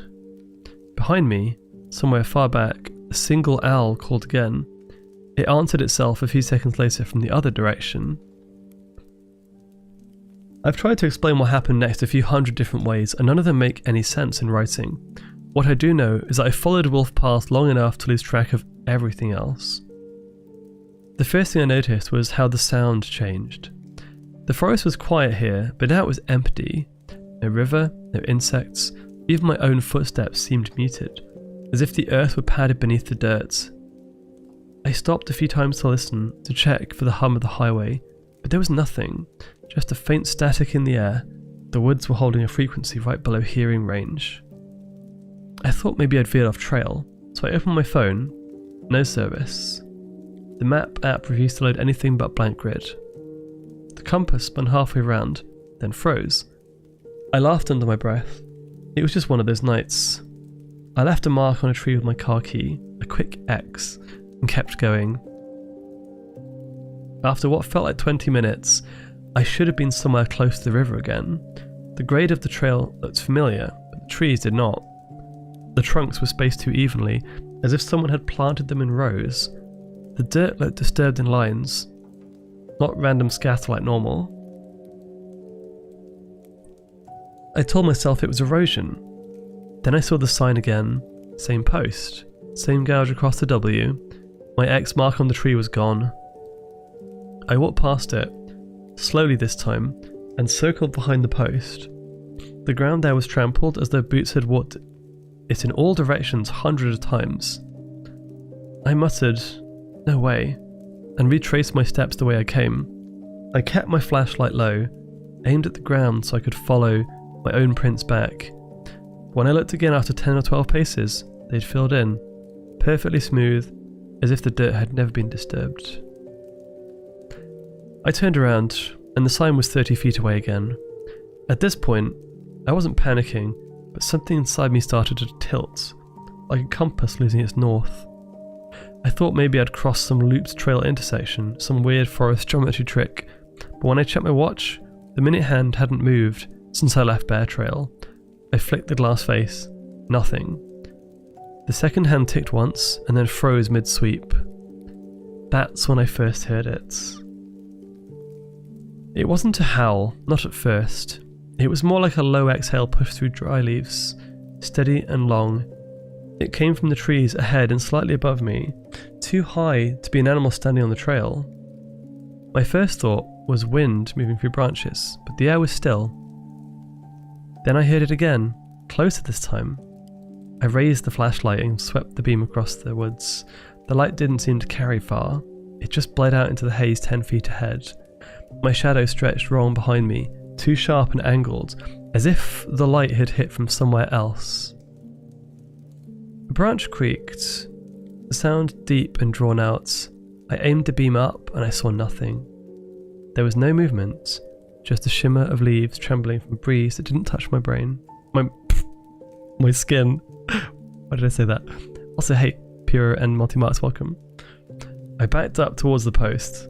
I didn't want to, but I figured that if every trail led back here, this was as close to safe as anything. I stood at the junction again, breathing slow. The silence returned. Even my heartbeat sounded muffled. I decided to take Bear Trail again, to see if maybe going back to where I was would reset whatever was happening. The first few 100 feet looked normal enough. My flashlight flickered once, then steadied. Trees here had thicker trunks, bark dark and cracked. I kept track of each landmark this time, the fallen log, the split birch, the stump that looked like a kneeling man. But when I turned to check behind me, I realised the path wasn't there anymore. The trail just stopped, swallowed by grass and undergrowth. I turned back towards where it should have led. The sign waited 30 feet ahead. That was when my nerves broke. I shouted into the woods, "Alright, joke's over." My own voice came back a second later, distant but wrong, like an echo fed through a tunnel. "Joke's over." I froze. It wasn't my own pitch. It was lower. The light dimmed suddenly, as though a cloud passed over the moon. When I looked up, the sky was the same grey-blue, unmoving. I aimed my flashlight straight upwards. The trees seemed taller than before. Too tall. Their tops leaned inwards, converging like ribs over a spine. I tried the phone again. It was dead. I turned on the camera light just for a second to provide some illumination, but the screen glitched, splitting into green and white lines. When it came back, the photo app had taken a burst of images. Every single one showed the same thing. The trail sign, with faint shapes crouched in the tree line behind it. At that point, I stopped trying to rationalise. I just walked. Not fast, not steady. Every few minutes, the sound came again. The dry, drawn-out exhale, and always from a new direction. Sometimes ahead, sometimes to my left. It never came from behind me, although I could feel something pacing there, out of rhythm with my own steps. My flashlight dimmed again, and I smacked it against my leg to keep it alive. The woods were wrong in subtle ways. The ground slipped uphill and downhill at once. Depending on where I looked, the shadows beneath the trees didn't align with the trunks. The air smelled like metal instead of dirt. I finally broke into a small clearing, panting harder than I realised. The sign was waiting there, but this time it was different. The boards looked rougher, the paint darker. The words Bear Trail and Wolf Path weren't painted at all. They were carved, the edges sharp and raw. The gouge across the W looked fresh, the wood pale where it split. And nailed into the post, just beneath the arrows, was something new. A strip of paper. I leaned in to read it. The handwriting was jagged, smeared from moisture. Only 5 words. Don't walk it after dark. There were fingerprints in the ink. Human. I stood there, reading it over and over, until a sound rose behind me, quiet but distinct, like claws drawing slowly across wood. That's when I finally ran. I feel that, Ellie. I feel that. When I first took off, I didn't think about direction. I just wanted to put distance between me and the sound. Path blurred beneath the flashlight's beam, roots snagging at my boots, branches scraping at my sleeves. Somewhere behind me, something broke. A heavy, wet snap, like a log splitting in half. It echoed, or maybe repeated, farther to the right, then again ahead of me. I stopped. My chest burned. My hands were shaking so hard I could see the light quiver.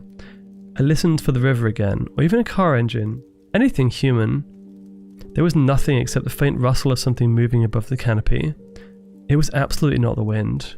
The treetops swayed in unison, even though the air below them was still. I forced myself to walk instead of run. Panic would get me nowhere, literally. The ground here had changed again. Softer, damp, covered in a thin layer of moss that muffled my steps. Every tree trunk around me looked the same, tall and pale, with peeling bark that caught the light and reflected it back in warped patterns. It reminded me of animal bones under skin. Then I heard voices. At first, it was one, low and conversational, coming from deeper in the woods. I thought maybe hikers had gotten stuck too and called out, "Hey, hello." The voice stopped. A second later it came again. Only this time it was closer, and it said my name. Logan. I froze. My mouth went dry. It sounded exactly like the ranger from the visitor station, that same slow, tired tone. "Logan," it called again. "You're going the wrong way." I lifted the flashlight toward the sound. It should have cut a beam through the trees, but it didn't. The light just hung there in front of me, swallowed by the dark. Then came the voice again. This time it came from behind me. "Logan." I turned so fast that the flashlight slipped from my grip and hit the dirt. The beam spun wildly before landing on a tree trunk 5 feet away. Something stood behind it, just a silhouette, low to the ground. I took a step back. The shape didn't move. It crouched there, its outline sharp where the light lit it, the head too narrow, the limbs too long. For a moment, I thought it was a wolf, but then I saw how it shifted its weight, not on paws, but on joints that bent in the wrong direction, like elbows folded backwards. The head tilted once, and 2 small, dull lights blinked where eyes should be. They didn't reflect, they glowed faintly, yellow-white, pulsing with each blink. I picked up the flashlight and aimed it fully, but the beam distorted, bending around the shape like heat shimmer. When I blinked, the thing was gone. Leaves rustled around me. I raised the light towards the branches and caught another shape crouched overhead, clinging to the trunk, with its limbs twisted around it like ropes. Its head snapped in my direction, eyes dimly lit from within. I stumbled backwards, tripped, and hit the ground hard. When I looked up again, it too was gone. The forest around me had changed again. Trunks leaned inwards, narrowing space between a tunnel of wood and shadow. I thought I could hear breathing, not mine, coming from the spaces within the trees. That's when I noticed the footprints. They weren't mine. They were much larger, spaced wider apart, sunk deep into the damp soil. Each one had the same pattern, long impressions like claws dragging behind. They circled the path, looping around it in tight spirals before vanishing under a fallen log. I don't know why I did it, but I followed them. Maybe I thought they'd lead to something explainable, a large dog, a bear, anything normal. I stepped over the log, shining the light ahead. There was a hole in the earth about 6 feet wide, like a burrow. The edges were clawed out, the dirt smooth and damp as if something massive has pushed through recently. The footprints led straight into it. I crouched near the edge and aimed the flashlight down. The beam caught up on something below. A movement, a brief glint like wet fur turning over, then gone. The air that came out of that hole was cold and smelled like copper and decay. Then, inside, something exhaled. I stepped back, tripped on a root, and scrambled up. The ground under my feet shivered, the dirt shifting slightly, as though something was crawling just beneath it. I ran again. After a while, the path widened and the dirt grew firmer. My flashlight flickered but stayed on. The sound of the forest changed. A kind of dull hum now, a vibration in the air that buzzed at the edge of my hearing. When I slowed down, I realised I was back at the clearing. The sign stood there again, but this time, it looked older. The wood was blackened and the letters were uneven and jagged, as if someone had carved them deeply with a knife. The paper note was gone. In its place, nailed crookedly to the post, hung a flashlight. My flashlight. I still had mine in my hand. I turned it over, half expecting to find it gone, but it was there. Complete with the same scuffs and scratches. I looked back at the one on the post and saw that it was identical, down to the same crack in the lens. That's when I realised how quiet it was again. The hum was gone. I felt watched, though I couldn't tell from where. Then, something dripped on my shoulder. I reached up, and my fingers came away dark. I tilted the light towards the trees. There, hanging upside down from a branch just above me, was another one of them. But this one wasn't still. It swayed slightly, head angled towards me, long jaws split open too far, rows of teeth glinting wet in the beam. It had hands, not paws, long skeletal hands gripping the branch like hooks. When I stumbled back, its head followed the movement. The mouth opened wider until the jaw cracked. It dropped. I turned and bolted into the trees, the light bouncing wildly. I didn't hear it land, but I heard the thud of movement beside me, keeping pace, something slipping between the trunks, fast and silent. Then there was another, and another. I didn't dare look. I ran until the flashlight's beam caught wood again, the signpost now directly ahead. No way, I'd gone in the opposite direction. The two arrows pointed into the darkness, and this time, between them, someone had carved a new word into the wood, fresh and uneven. Stay.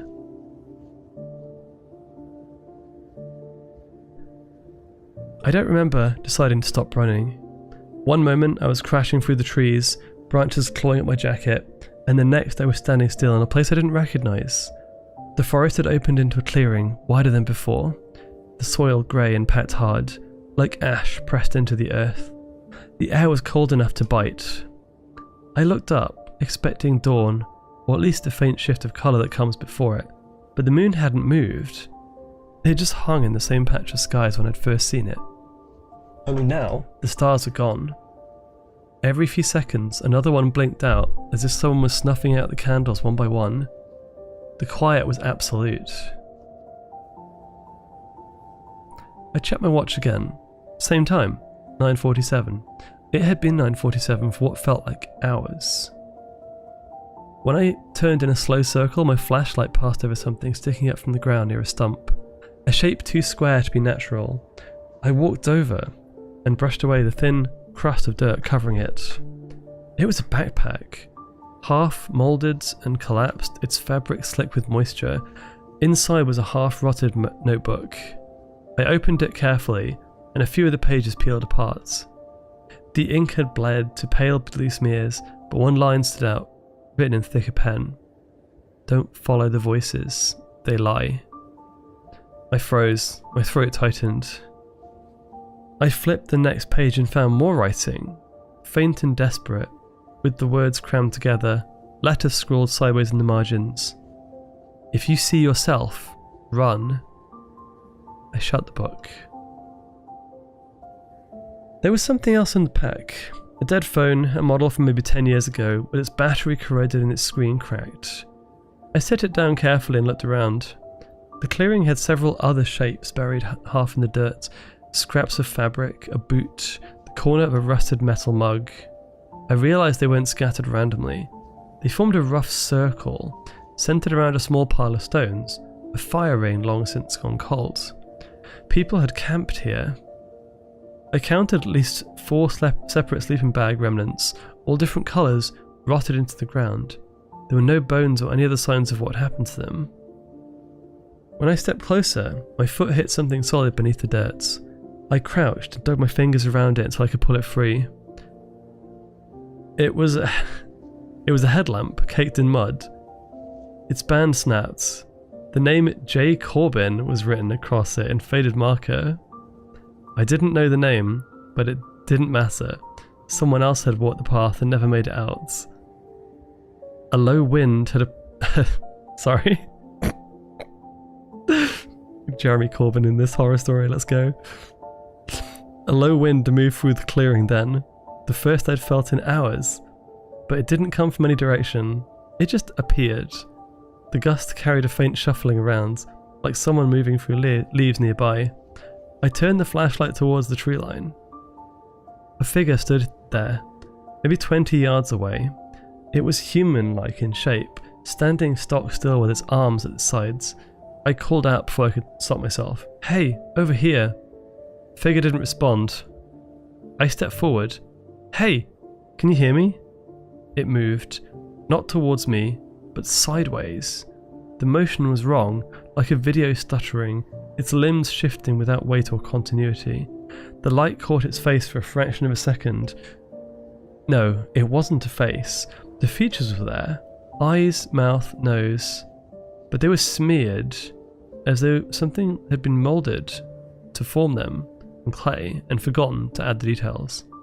Then it was gone, replaced by more trees. I backed up until I hit the edge of an old campfire stones. My breath fogged in the cold air. I told myself it was exhaustion.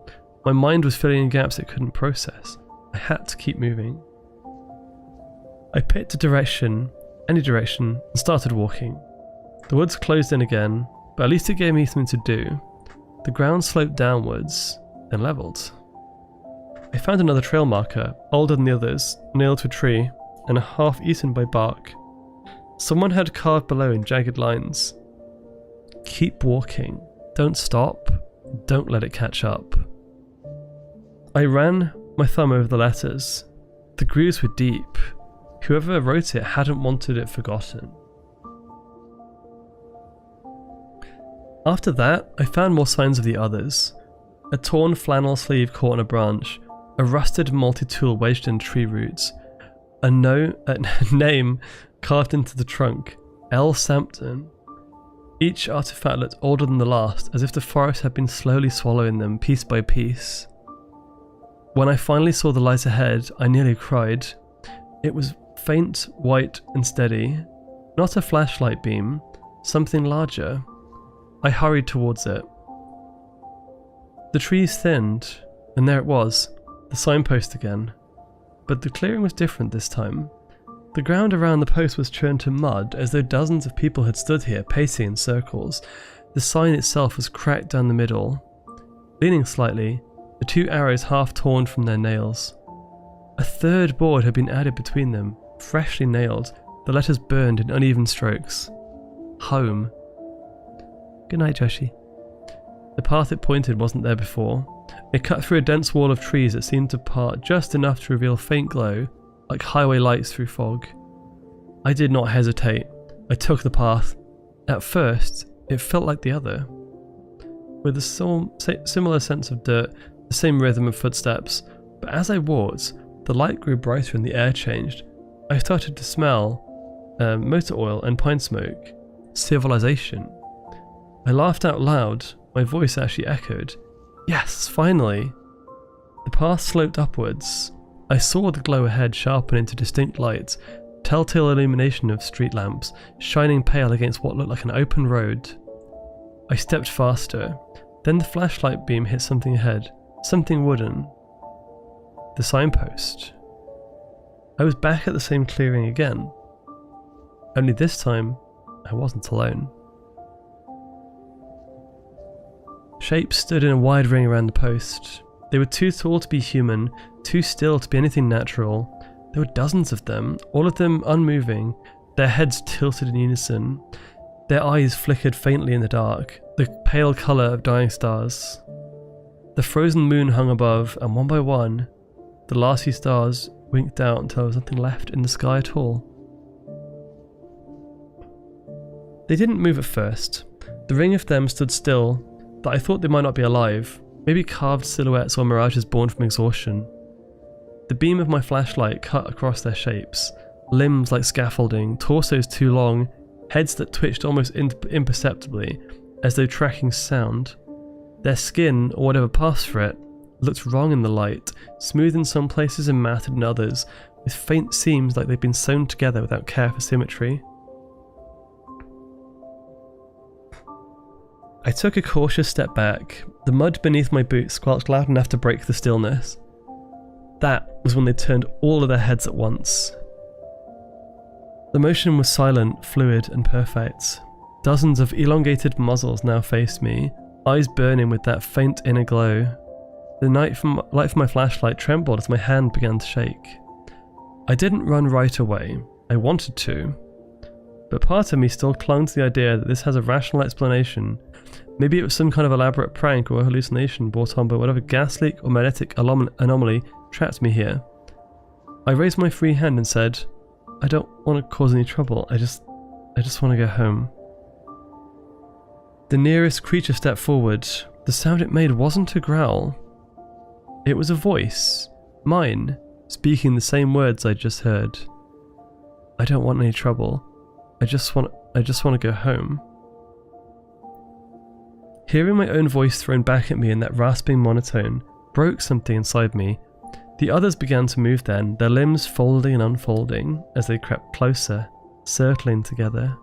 The signpost stood behind them, half tilted, like the centre of a compass that no longer pointed anywhere. I backed away slowly, keeping the light on them. The nearest one crouched low, claws digging into the dirt. Another clambered up the side of a tree, its body flexing in strange segments. It perched on a branch above me, jaws opening far too wide. Then the ground to my right split open, and a pale arm burst from the soil, long, jointed wrong, ending in too many fingers. Another creature pulled itself free. The smell that came with it was one of rot and metal and ozone. I turned and bolted. The forest responded instantly.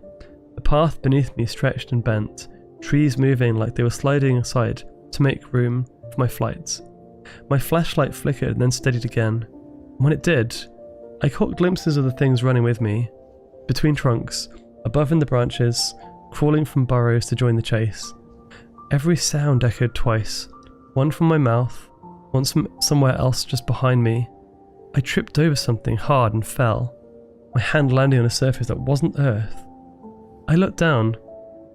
It was the old campfire again.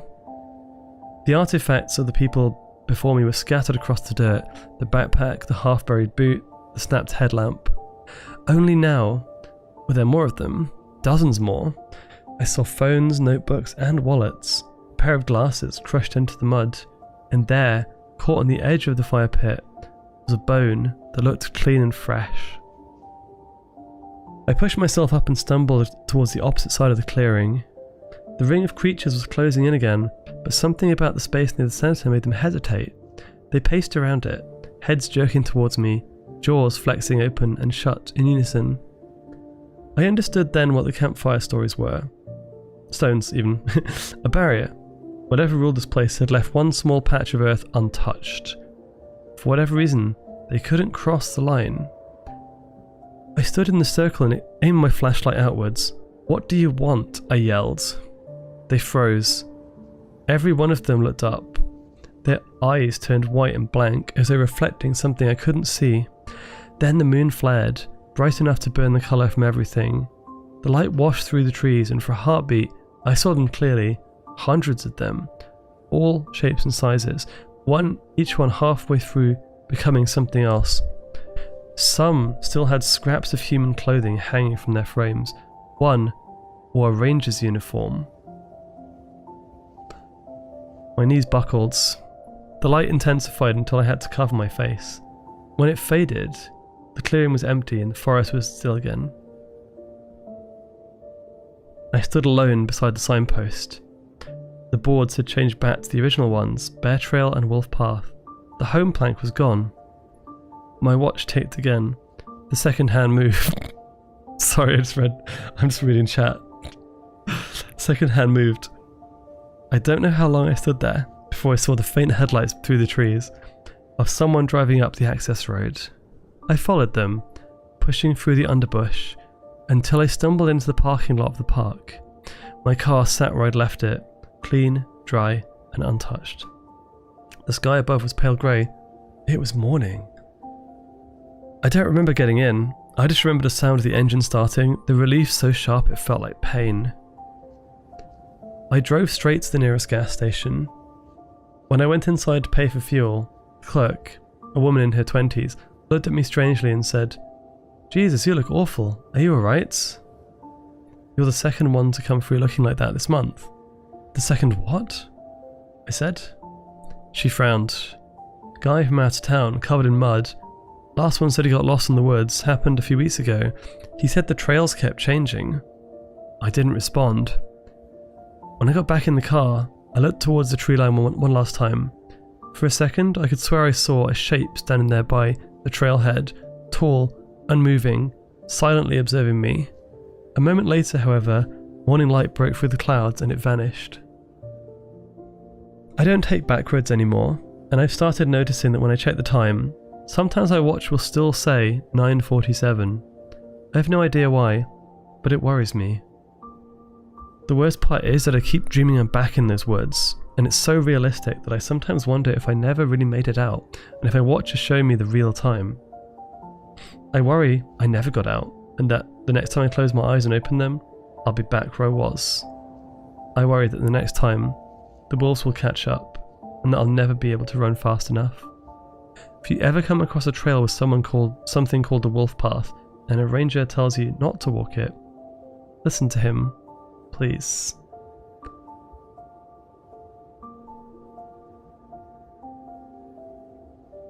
There we go. The wolf path. That was a long one. Yeah, Ezra, thank you so much for reading the wolf path story. That's absolutely amazing. I loved it. It made my night. Aww. Thank you. I love how you were there like, oh, they're so cute. The descriptions were kind of horrifying, but they are humanoid wolves at the end of the day. You know, we've got to pet them. Make them a woo. Clap, clap, clap. I'm going to do one more. Actually, wait, no, you know what? Do I have a short one? I might do two more. I don't want to read another like 20-minute one because I'm actually my voice is starting to give a little bit. I'm actually quite surprised because I thought talking for a 24-hour stream would be harder than this, but apparently reading stuff for a long period of time is actually more distracting and difficult than talking freely. So I'm gonna have to give myself a break in a bit, but we'll read some more before then. I have an interesting idea for the final one. I'm not sure. I wasn't going to do this, but I'm actually thinking I might do this now. But we'll not spoil it just yet. There's one called Distorted Warning Signals. This one is a very short one, so I'll do that one next. I think that's the last of the shorter ones. And what's the one that was called Hands as well? I'm going to see if that one is also not too long.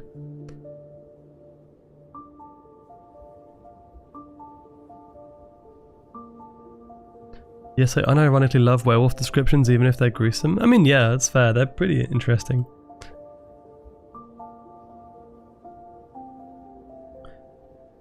Okay, Hands.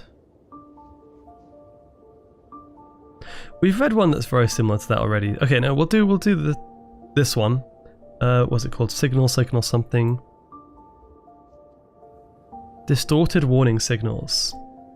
Yeah, okay.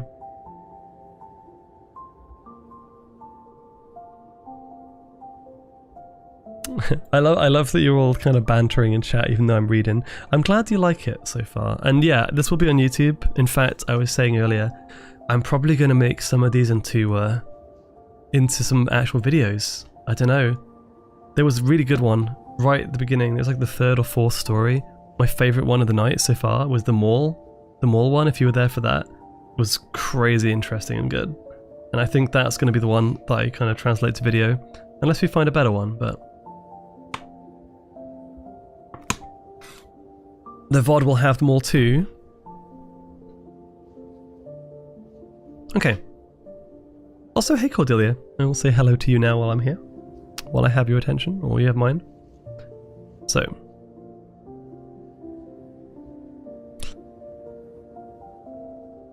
Distorted warning signals. Okay.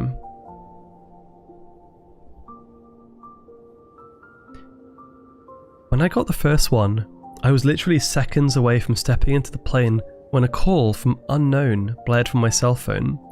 It was a ringtone I'd not heard before, one I was pretty sure had not come with the phone. Normally, I wouldn't have stopped to answer it, but I was expecting a call about a job I'd interviewed for the previous week. I took a deep breath in and accepted the call. Hello? Do not get on the plane. A woman's voice, garbled and strange, as if her vocal cords had been shredded and she was trying desperately to choke out speech. Despite the unnerving, fractured quality of her voice, the tone was insistent and eerily calm. Then the call ended. I froze. I'd always had a slight phobia of air travel, and something about this call just... There's no way I was going to get on a 7-hour flight now. I turned around and headed towards the food court. I'd just get another flight later in the afternoon, I figured. I watched from the airport Starbucks 3 hours later as every TV in the terminal lit up with the crash footage of the plane I should have been on. No survivors, not a single one. I tried to trace the call, so did the police, but there was nothing to trace. There was no evidence my phone had ever received a call around that time. They analysed phone records, incoming and outgoing communications to my phone. Nothing. I wasn't making it up. I couldn't have been. That wasn't the only call. Throughout the years, they were few and far between, but always right, and I always listened. Do not go on that blind date tonight. 5 months later would be my date was convicted of killing 4 women, all with my hair colour and builds. Found them in the shallow grave about 250 feet from the diner he offered to take me to. Do not drive to the concert tonight. 18-wheeler lost control and plowed into a line of cars. Every driver crushed, every driver killed. In the stretch of freeway I would have been driving down. No matter if I got a new phone, if I moved across the country, the calls would still come. I could almost feel the presence of whatever it was, watching over me. I imagined being at the bottom of the freezing ocean, still strapped to my coach section plane seat, or being in that mass grave across from the diner, or watching an 18-wheeler skidding towards my car, knowing death was imminent, and I get this tightness in my chest. I think about how thin that line was, how close I'd gotten. If I hadn't had a job interview I was waiting to hear back from, I would never have listened to that first call, and that would have been it for me. I always felt like something was coming for me, but there was always this fractured, warped voice with these calls that never seemed to exist after I heard them, self-destructing warning signals rotting away before my eyes, and I was alive. I had a bad feeling about this cruise. I had planned it as a girls' week out with some of my friends from college, and was looking forward to a week in the tropics in the dead of winter, but part of me could almost sense that the call was coming. Maybe I'd watched Titanic one too many times, but there was a little nagging fear from the start. I hoped it would be fine, but I knew that something was going to happen. I'd get the call. I'd know. Now, a week after I'm set to go on the cruise, after stepping into my apartment after returning from dinner with my friends, I noticed my cell has a message from unknown. They've never had to leave a message before. I haven't checked it all night. Damn it. I really want to go on that cruise too. Ah well, not worth whatever horrific fate awaited me in that cold dark ocean. I click play message, and my stomach dropped as I listened to the voice, sounding horrifically distorted, as if it emanated from a throat slashed to ribbons, crackling with even more urgency than ever before. I look around my apartment as the voice on the phone repeats the same phrase over and over again. Do not come home after dinner tonight. Do not come home after dinner tonight. Do not come home after dinner tonight.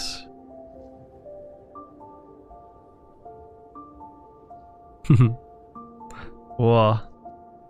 That one's very creepy. That was very, very creepy. That was like Final Destination creepy, but like in the form of a short horror story. And he did not listen, or she did not listen. So, what? Bad news. Panda Bear, welcome, welcome. Also, Ellie Pup, I might have missed you, but I hope you have a good night.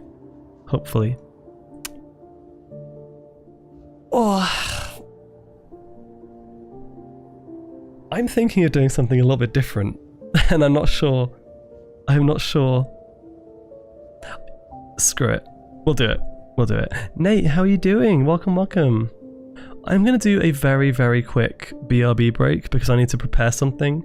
It will not take me long, but I want to say first of all, thank you, Nate, for joining. Let's get a shout out for the Husky. Hope you're having a fun Halloween so far. Happy Spooky Ween.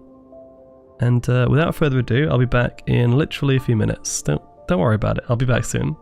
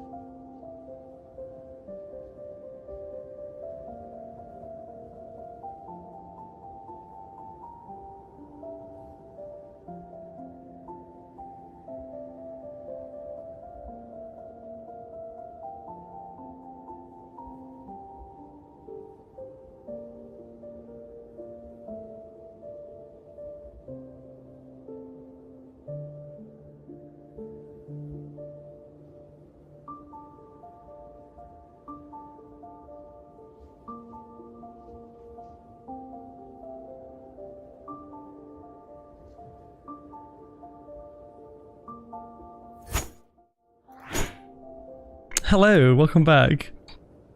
Okay, I have a treat for you all. I have a treat for the last story today. First of all, let me just see what's happened. What is happening in chat right now? A small riot. There are mods here. You can have a little riot. Yes.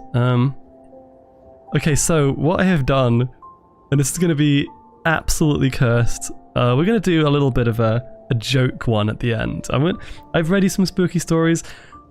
I'm going to read you one more. It is going to be a spooky story, I think. I'm not sure. It depends if ChatGPT does its thing, as I'm expecting it to. So yeah, what I've done is I didn't expect to do this. This kind of came out to me like right now. I've just given it a very, very dumb prompt. Absolutely dumb. And no, listen. I'm so curious though. Because this is not like a real writing project. This is just, I want to see how cursed it is. And, oh my gosh. Okay, I'm not reading too much to spoil it.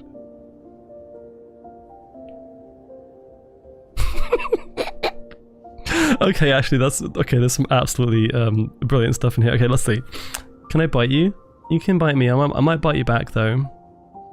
So I'm just gonna say this right now, like I have said, can you give me like a 10-minute quick story in the form of a horror story, a parody of horror but with the same tone, about an Arctic fox girl called Azra who lives in a bin in London. And I've just given it a bunch of bullet points as to like stuff, like memes from stream, right? So drinking Monster, streaming, a wooing, being a terrible driver, and enjoying Vor. And I've basically said, please create a horror story around these concepts and make it spooky. So I'm probably gonna die laughing when I'm reading this, but I'm gonna try my best. This is a challenge to me. If it gets really unhinged and I can't read it on stream, because I did mention the Vor thing, let's like hope it doesn't use that too much, I suppose. I'm gonna read it and see exactly how bad it is, yeah. Let me just get comfy. I'm scared. I'm honestly scared on this one. This one's gonna be awful. Ooh, this is gonna be the scariest one of the night, I think. But it'll be fun. Hopefully. Get comfy for you all. Okay, so is it giving me a title? It's giving me a title. Oh my gosh. For the record, now I don't like generative AI stuff in general. This is like one time I will use it for stream content because it's kind of silly and fun. It's just a bit of fun. But yeah, disclaimer: I don't really enjoy using this stuff. I do not think it's better than actually written by people. You know, I actually think of all of the stuff we've had today, my favorite one was the Mall, the one that the long one we read at the beginning was the best one. I also really enjoyed some of the shorter stories and the one that Noah sent as well. But yeah, I'm actually kind of curious if oh no, I just read like one line from it.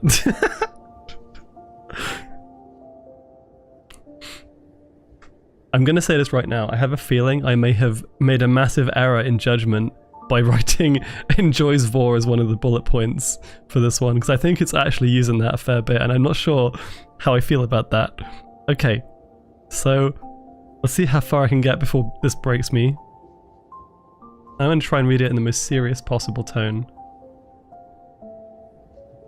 Blind reading, I should say. Okay.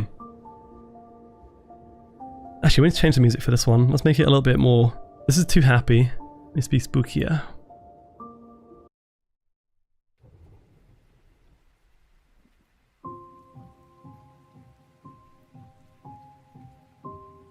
I mean, that'll do. That'll do. Okay. Actually, wait. I might regenerate this and remove the Vor thing, because like I'm reading some bits of it and I'm like, nah, it's going too hard on that. It's too hard. Let's just do that, but without that single line. It'll still be creepy, right? I'll keep that for later, maybe. I'll share it on Discord or something. Okay. It's generating. Did I say hi to Pyro, by the way? Pyro Jing, welcome, welcome. Also, stretch, hydrate, and shrimp check from Nate. Princess Rubbish Bin is... Okay, right. Oh my god, it's still going. It's still going!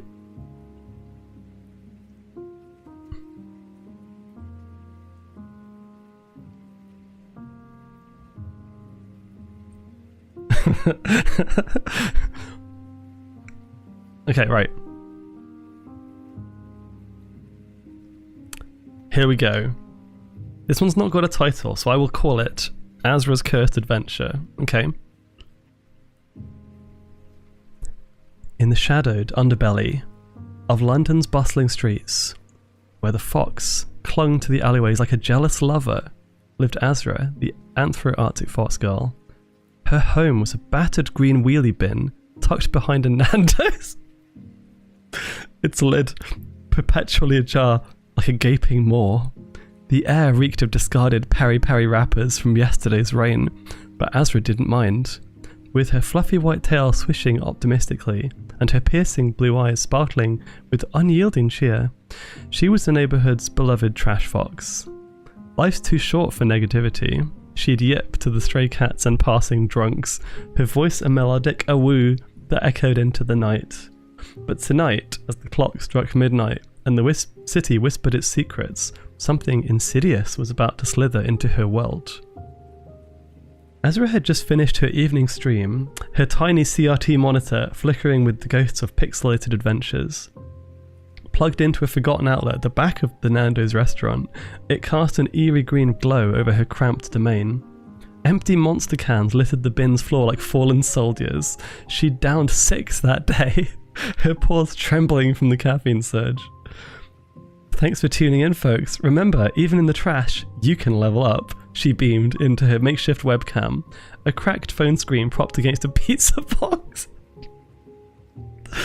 Her viewers, a ragtag community of insomniacs and furries, adored her down-to-earth vibe. But as she signed off with... Oh my god! I can't.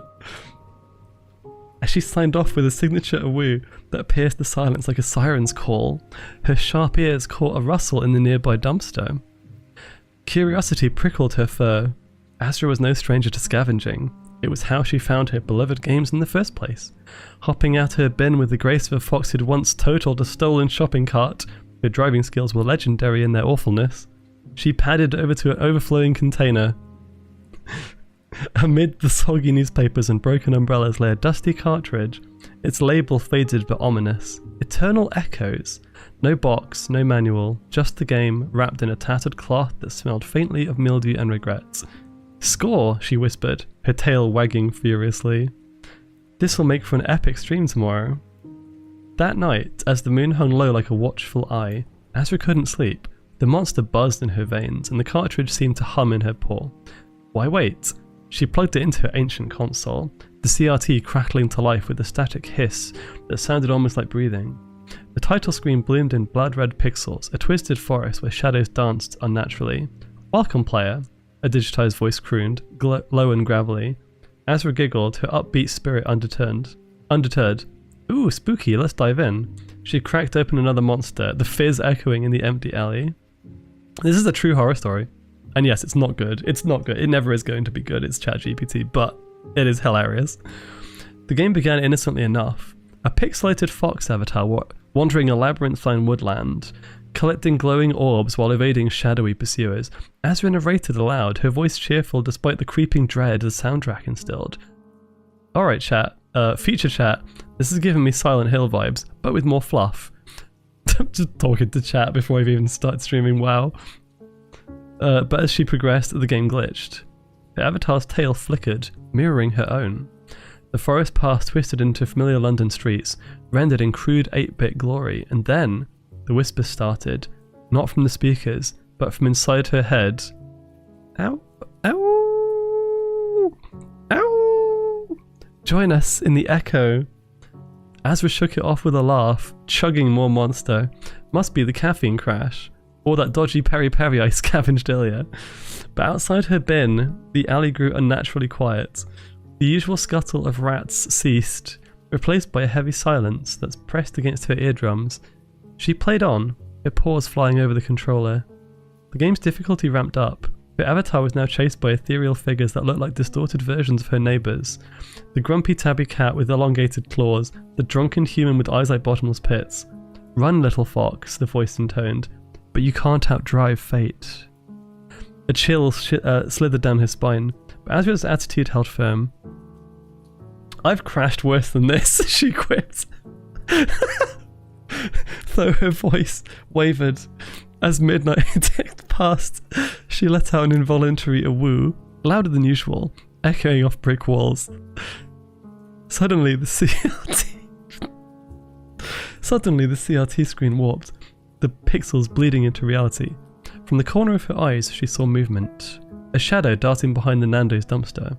Her heart pounded, but she pressed on, addicted to the thrill. The game revealing its curse, each level mirrored her life. One stage had her avatar streaming from a tiny monitor. Viewers' comments scrolling like accusatory whispers. "Trash fox, eternal trash. Aww." The first real anomaly struck at 1 AM. Azra paused the game to stretch, her fur standing on end from the static electricity. Or was it something else? As she stepped out for a breath of fresh air, fetid air, she noted her bin's she noticed her bin's lid creaking open on its own, as if inviting something in. Inside, her monster cans had rearranged themselves into a crude symbol, a fox skull with glowing eyes. "Okay, that's artistic," she muttered, forcing a smile, but her paws trembled as she resumed playing. The whispers grew louder. "Drink deeper. Awoo forever." Psychological tendrils wormed into her mind. Visions flashed, her driving a spectral car through fog-shrouded streets, crashing into walls that screamed. She saw herself as a child, abandoned in the trash, but twisted, her parents' faces melting into monstrous grins. "This game is messing with me," Azra admitted aloud, her upbeat tone cracking like thin ice, yet she couldn't stop. The cursor on screen moved without her input, leading her avatar deeper into the abyss. Outside, the alley lights flickered, casting elongated shadows that resembled foxtails slithering toward her bin. By 2 AM, the horror escalated. As her stream setup glitched, her phone camera activated on its own, broadcasting to an empty void. Viewers? None showed, but she felt eyes watching, thousands of them, boring into her soul. A notification pinged. New follower, Echo. Her awoos now came unbidden, hoarse and desperate, drawing unseen entities closer. She heard footsteps in an alley, soft and padded like her own. Peering out, she saw nothing, but felt a cold breath on her neck. "Just the wind," she whispered, downing another can of Monster. The can felt heavier, as if it was filled with something thicker than energy drink. The game's climax loomed. Her avatar entered the final chamber, a digital bin overflowing with cursed relics. "Collect them all," the voice commanded, "or become one." Azra's real bin shook violently, trash spilling out like entrails. She yelped, dropping the controller. The screen froze on her avatar's face, her face distorted in terror. Then the whispers coalesced.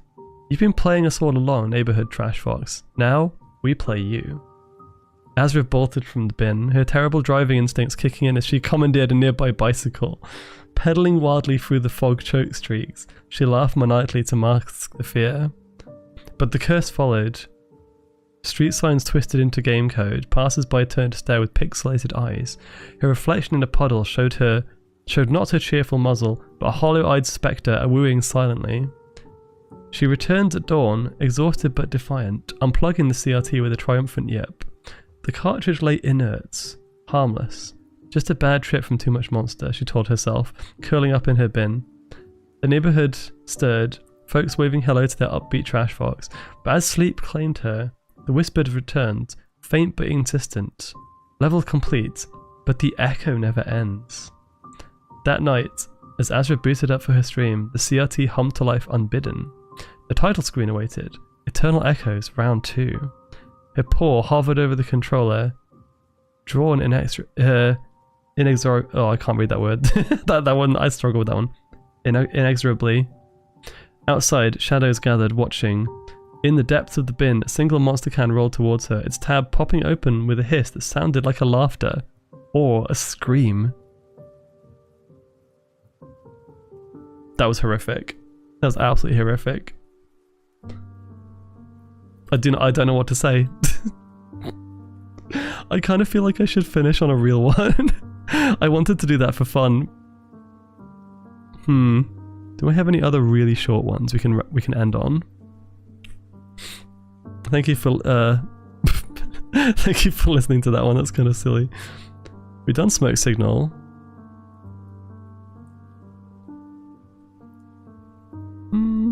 The real monster in the story was the monster itself. My favorite line of that one was like, what was that one that killed me? It's just like, oh yeah, I've crashed worse than this. It's like the confidence of someone who can't drive, just going, I can drive this, I've crashed way worse. I'm so using that.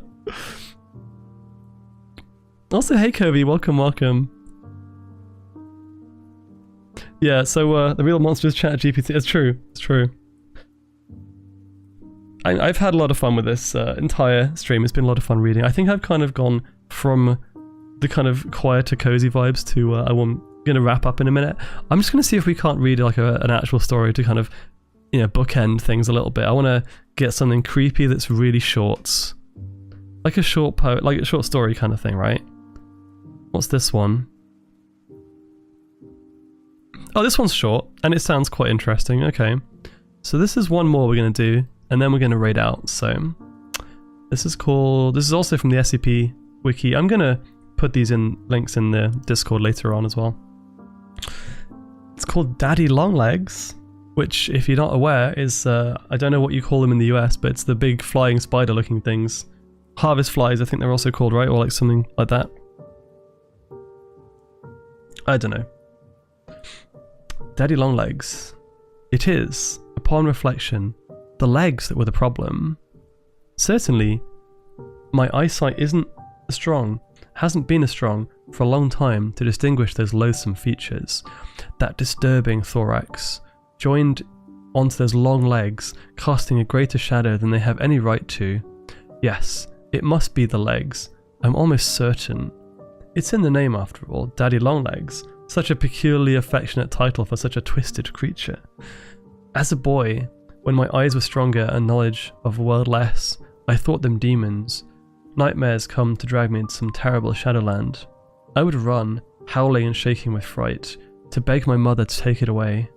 It rather disgusted my father, a big bully of a man, whose definitions of manliness and fortitude were hard to reach for a grown man such as himself, let alone a young boy. He would sneak into my room at night and release them, leaving me to wake up surrounded. I'm sorry, but I need you to keep still. Here, let's try this. Let me know if you feel any tingling. In a sense, I suppose this shock treatment did have a positive effect. I first struck back at them on one of those hateful mornings, wrapping my hand in a sock to crush the life out of one crawling on my arm.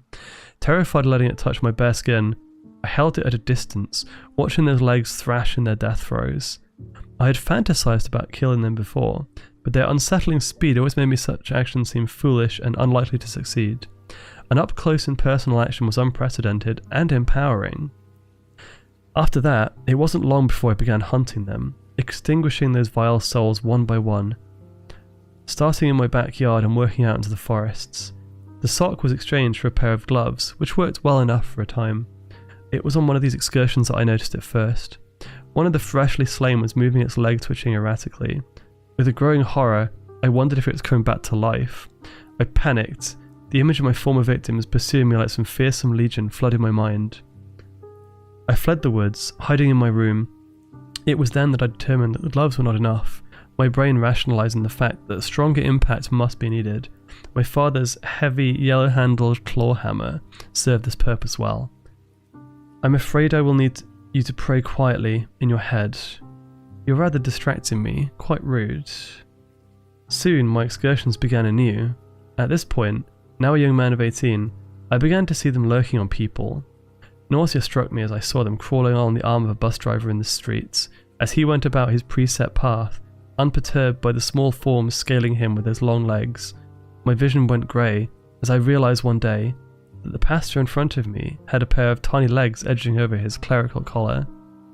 My mind boggled until it occurred to me that they must have realised I'd been hunting them and began to take precautionary measures. I had seen spectators watching and muttering to themselves as I smashed carapace after carapace. At the time I thought them simply enjoying my good works, but in the light of this new revelation, I realised what they were. Sentries. An attempt to follow my patterns, learn my strategies. Horrified, I fled home. It was late at night when a solution occurred. Slowly crawling forward in my mind, ponderous and inevitable. If they were truly being used by these arachnids, then they were worse than dead. I had already learned well, dealt with their masters. I had to handle the servants. It would be mercy, freeing them, letting them onward to whatever reward awaited them. Burdened with a new purpose, I went out that very night. You may be wondering why I'm telling you all this. You've seen me on the street, giving you a startled look. You see, you may not know it, but they have you too. Shh, don't cry. It's not your fault. It's simply the facts. But you have no need to worry about my qualifications for the task of freeing you. It's been a long time since that bus driver, and I've learned since that a hammer will work just as well on a man as it does on a monster.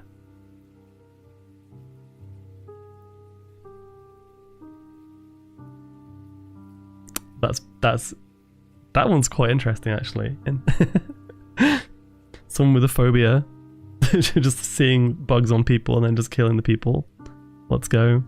That's cursed. We call them daddy longlegs as well, but they can also be called harvestmen. Oh, okay. I don't know why I chose that one. I just thought it was a short one that I kind of briefly read and it seemed quite interesting. But yes, very spooky. Very spooky. Oh, stretch.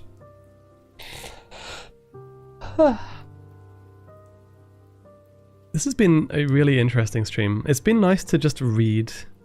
I do feel like I missed out on chat, but that's okay. We'll make up for that on Sunday. So, for everyone who's interested, on Sunday, I will be joined by some friendos. I'm going to say this right now. So, Easy Shady is going to be joining. I finally get to play VR chat with Easy, which will be lovely because we haven't collabed yet and we've been meaning to for a long time. Also going to be joined by some of my mods. I believe Tiba and Nessie Fox will be there, and maybe Tyre will join us as well. We're not sure yet. I think he's got a community night in VR happening at the same time, or like around the same time.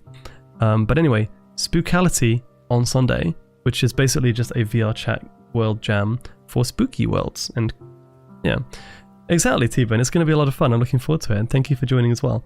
So that'll be the next stream on Sunday. Tomorrow I have some IRL friends coming over for a bit of a belated Halloween party, seeing as it's the weekend. So I will not be streaming tomorrow, but I will be around. Have a good night, everybody. Yeah, thank you so much for joining. I know it's been a bit different today. I'm curious to see what you all think. If you have any thing you'd like to see more of or less of or whatever, please let me know. And we also have a Discord, by the way. Arctic Dan, come, feel free to join us. I think I will actually look into getting maybe some of the longer stories in that compilation put into a YouTube video or something. I'll try not to wreck the place on Saturday, yeah.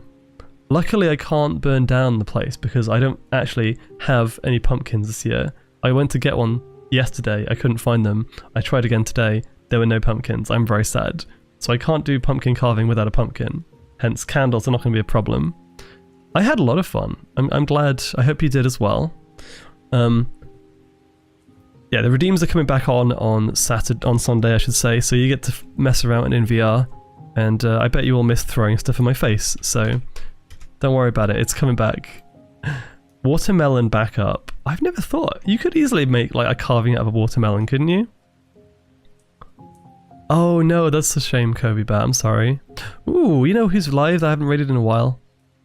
And I think she'll be going for a while as well. Actually, wait. I could... Ooh, no, this is difficult now. Because... No, I'm gonna raid Hope. Hope is one of my one of my OG friendos from streaming. I kind of found her when I had just started, and she is one of my biggest inspirations even now. Yeah. Ryu, welcome. I would have raided if I'd seen you alive. It's okay. It's totally fine. Thank you for joining us. I hope everyone has a spectacular rest of the Halloween day, rest of the weekend, all that fun stuff. Go follow Ryu. Yeah, of course. I'm going to start the raid now. Hope Dreams. She is absolutely wonderful, slightly unhinged, super cute. That's a good summary. By the way, I don't know why, because normally when I have like withdrawal symptoms from a game, it's not quite as visceral as this, but I've been absolutely dying to play more Voices of the Void.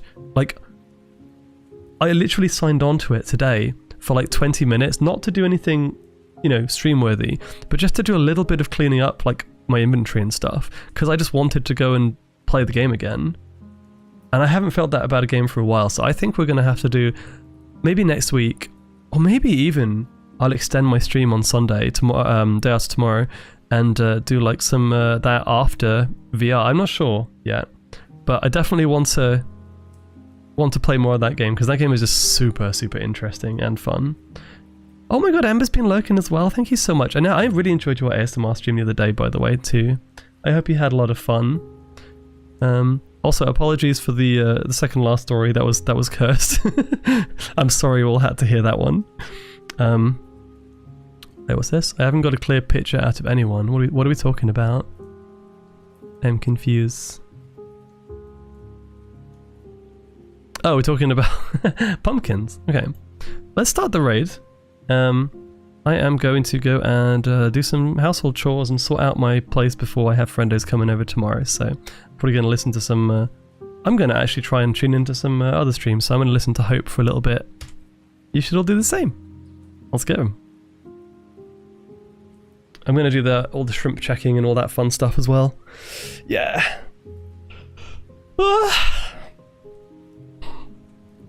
And also thank you to my mods for being a bit more like attentive is the wrong word, because you're always attentive, but you know, being able to keep the peace while I've been focusing on reading tonight means a lot. I'll make it up to you on Sunday when we go into VR chat and we have some funsies together. And everyone else have... Actually, wait, let me put the book away. Let's put the book away into like... Ah. Hi. What's the raid message? Good point. Good point. Something sneaking into your dreams to bite you. Frightful Foxo sneaks into your stream to bite you. I don't know, that works. On the spot thinking, I don't know what I'm doing. There we go. That'll do.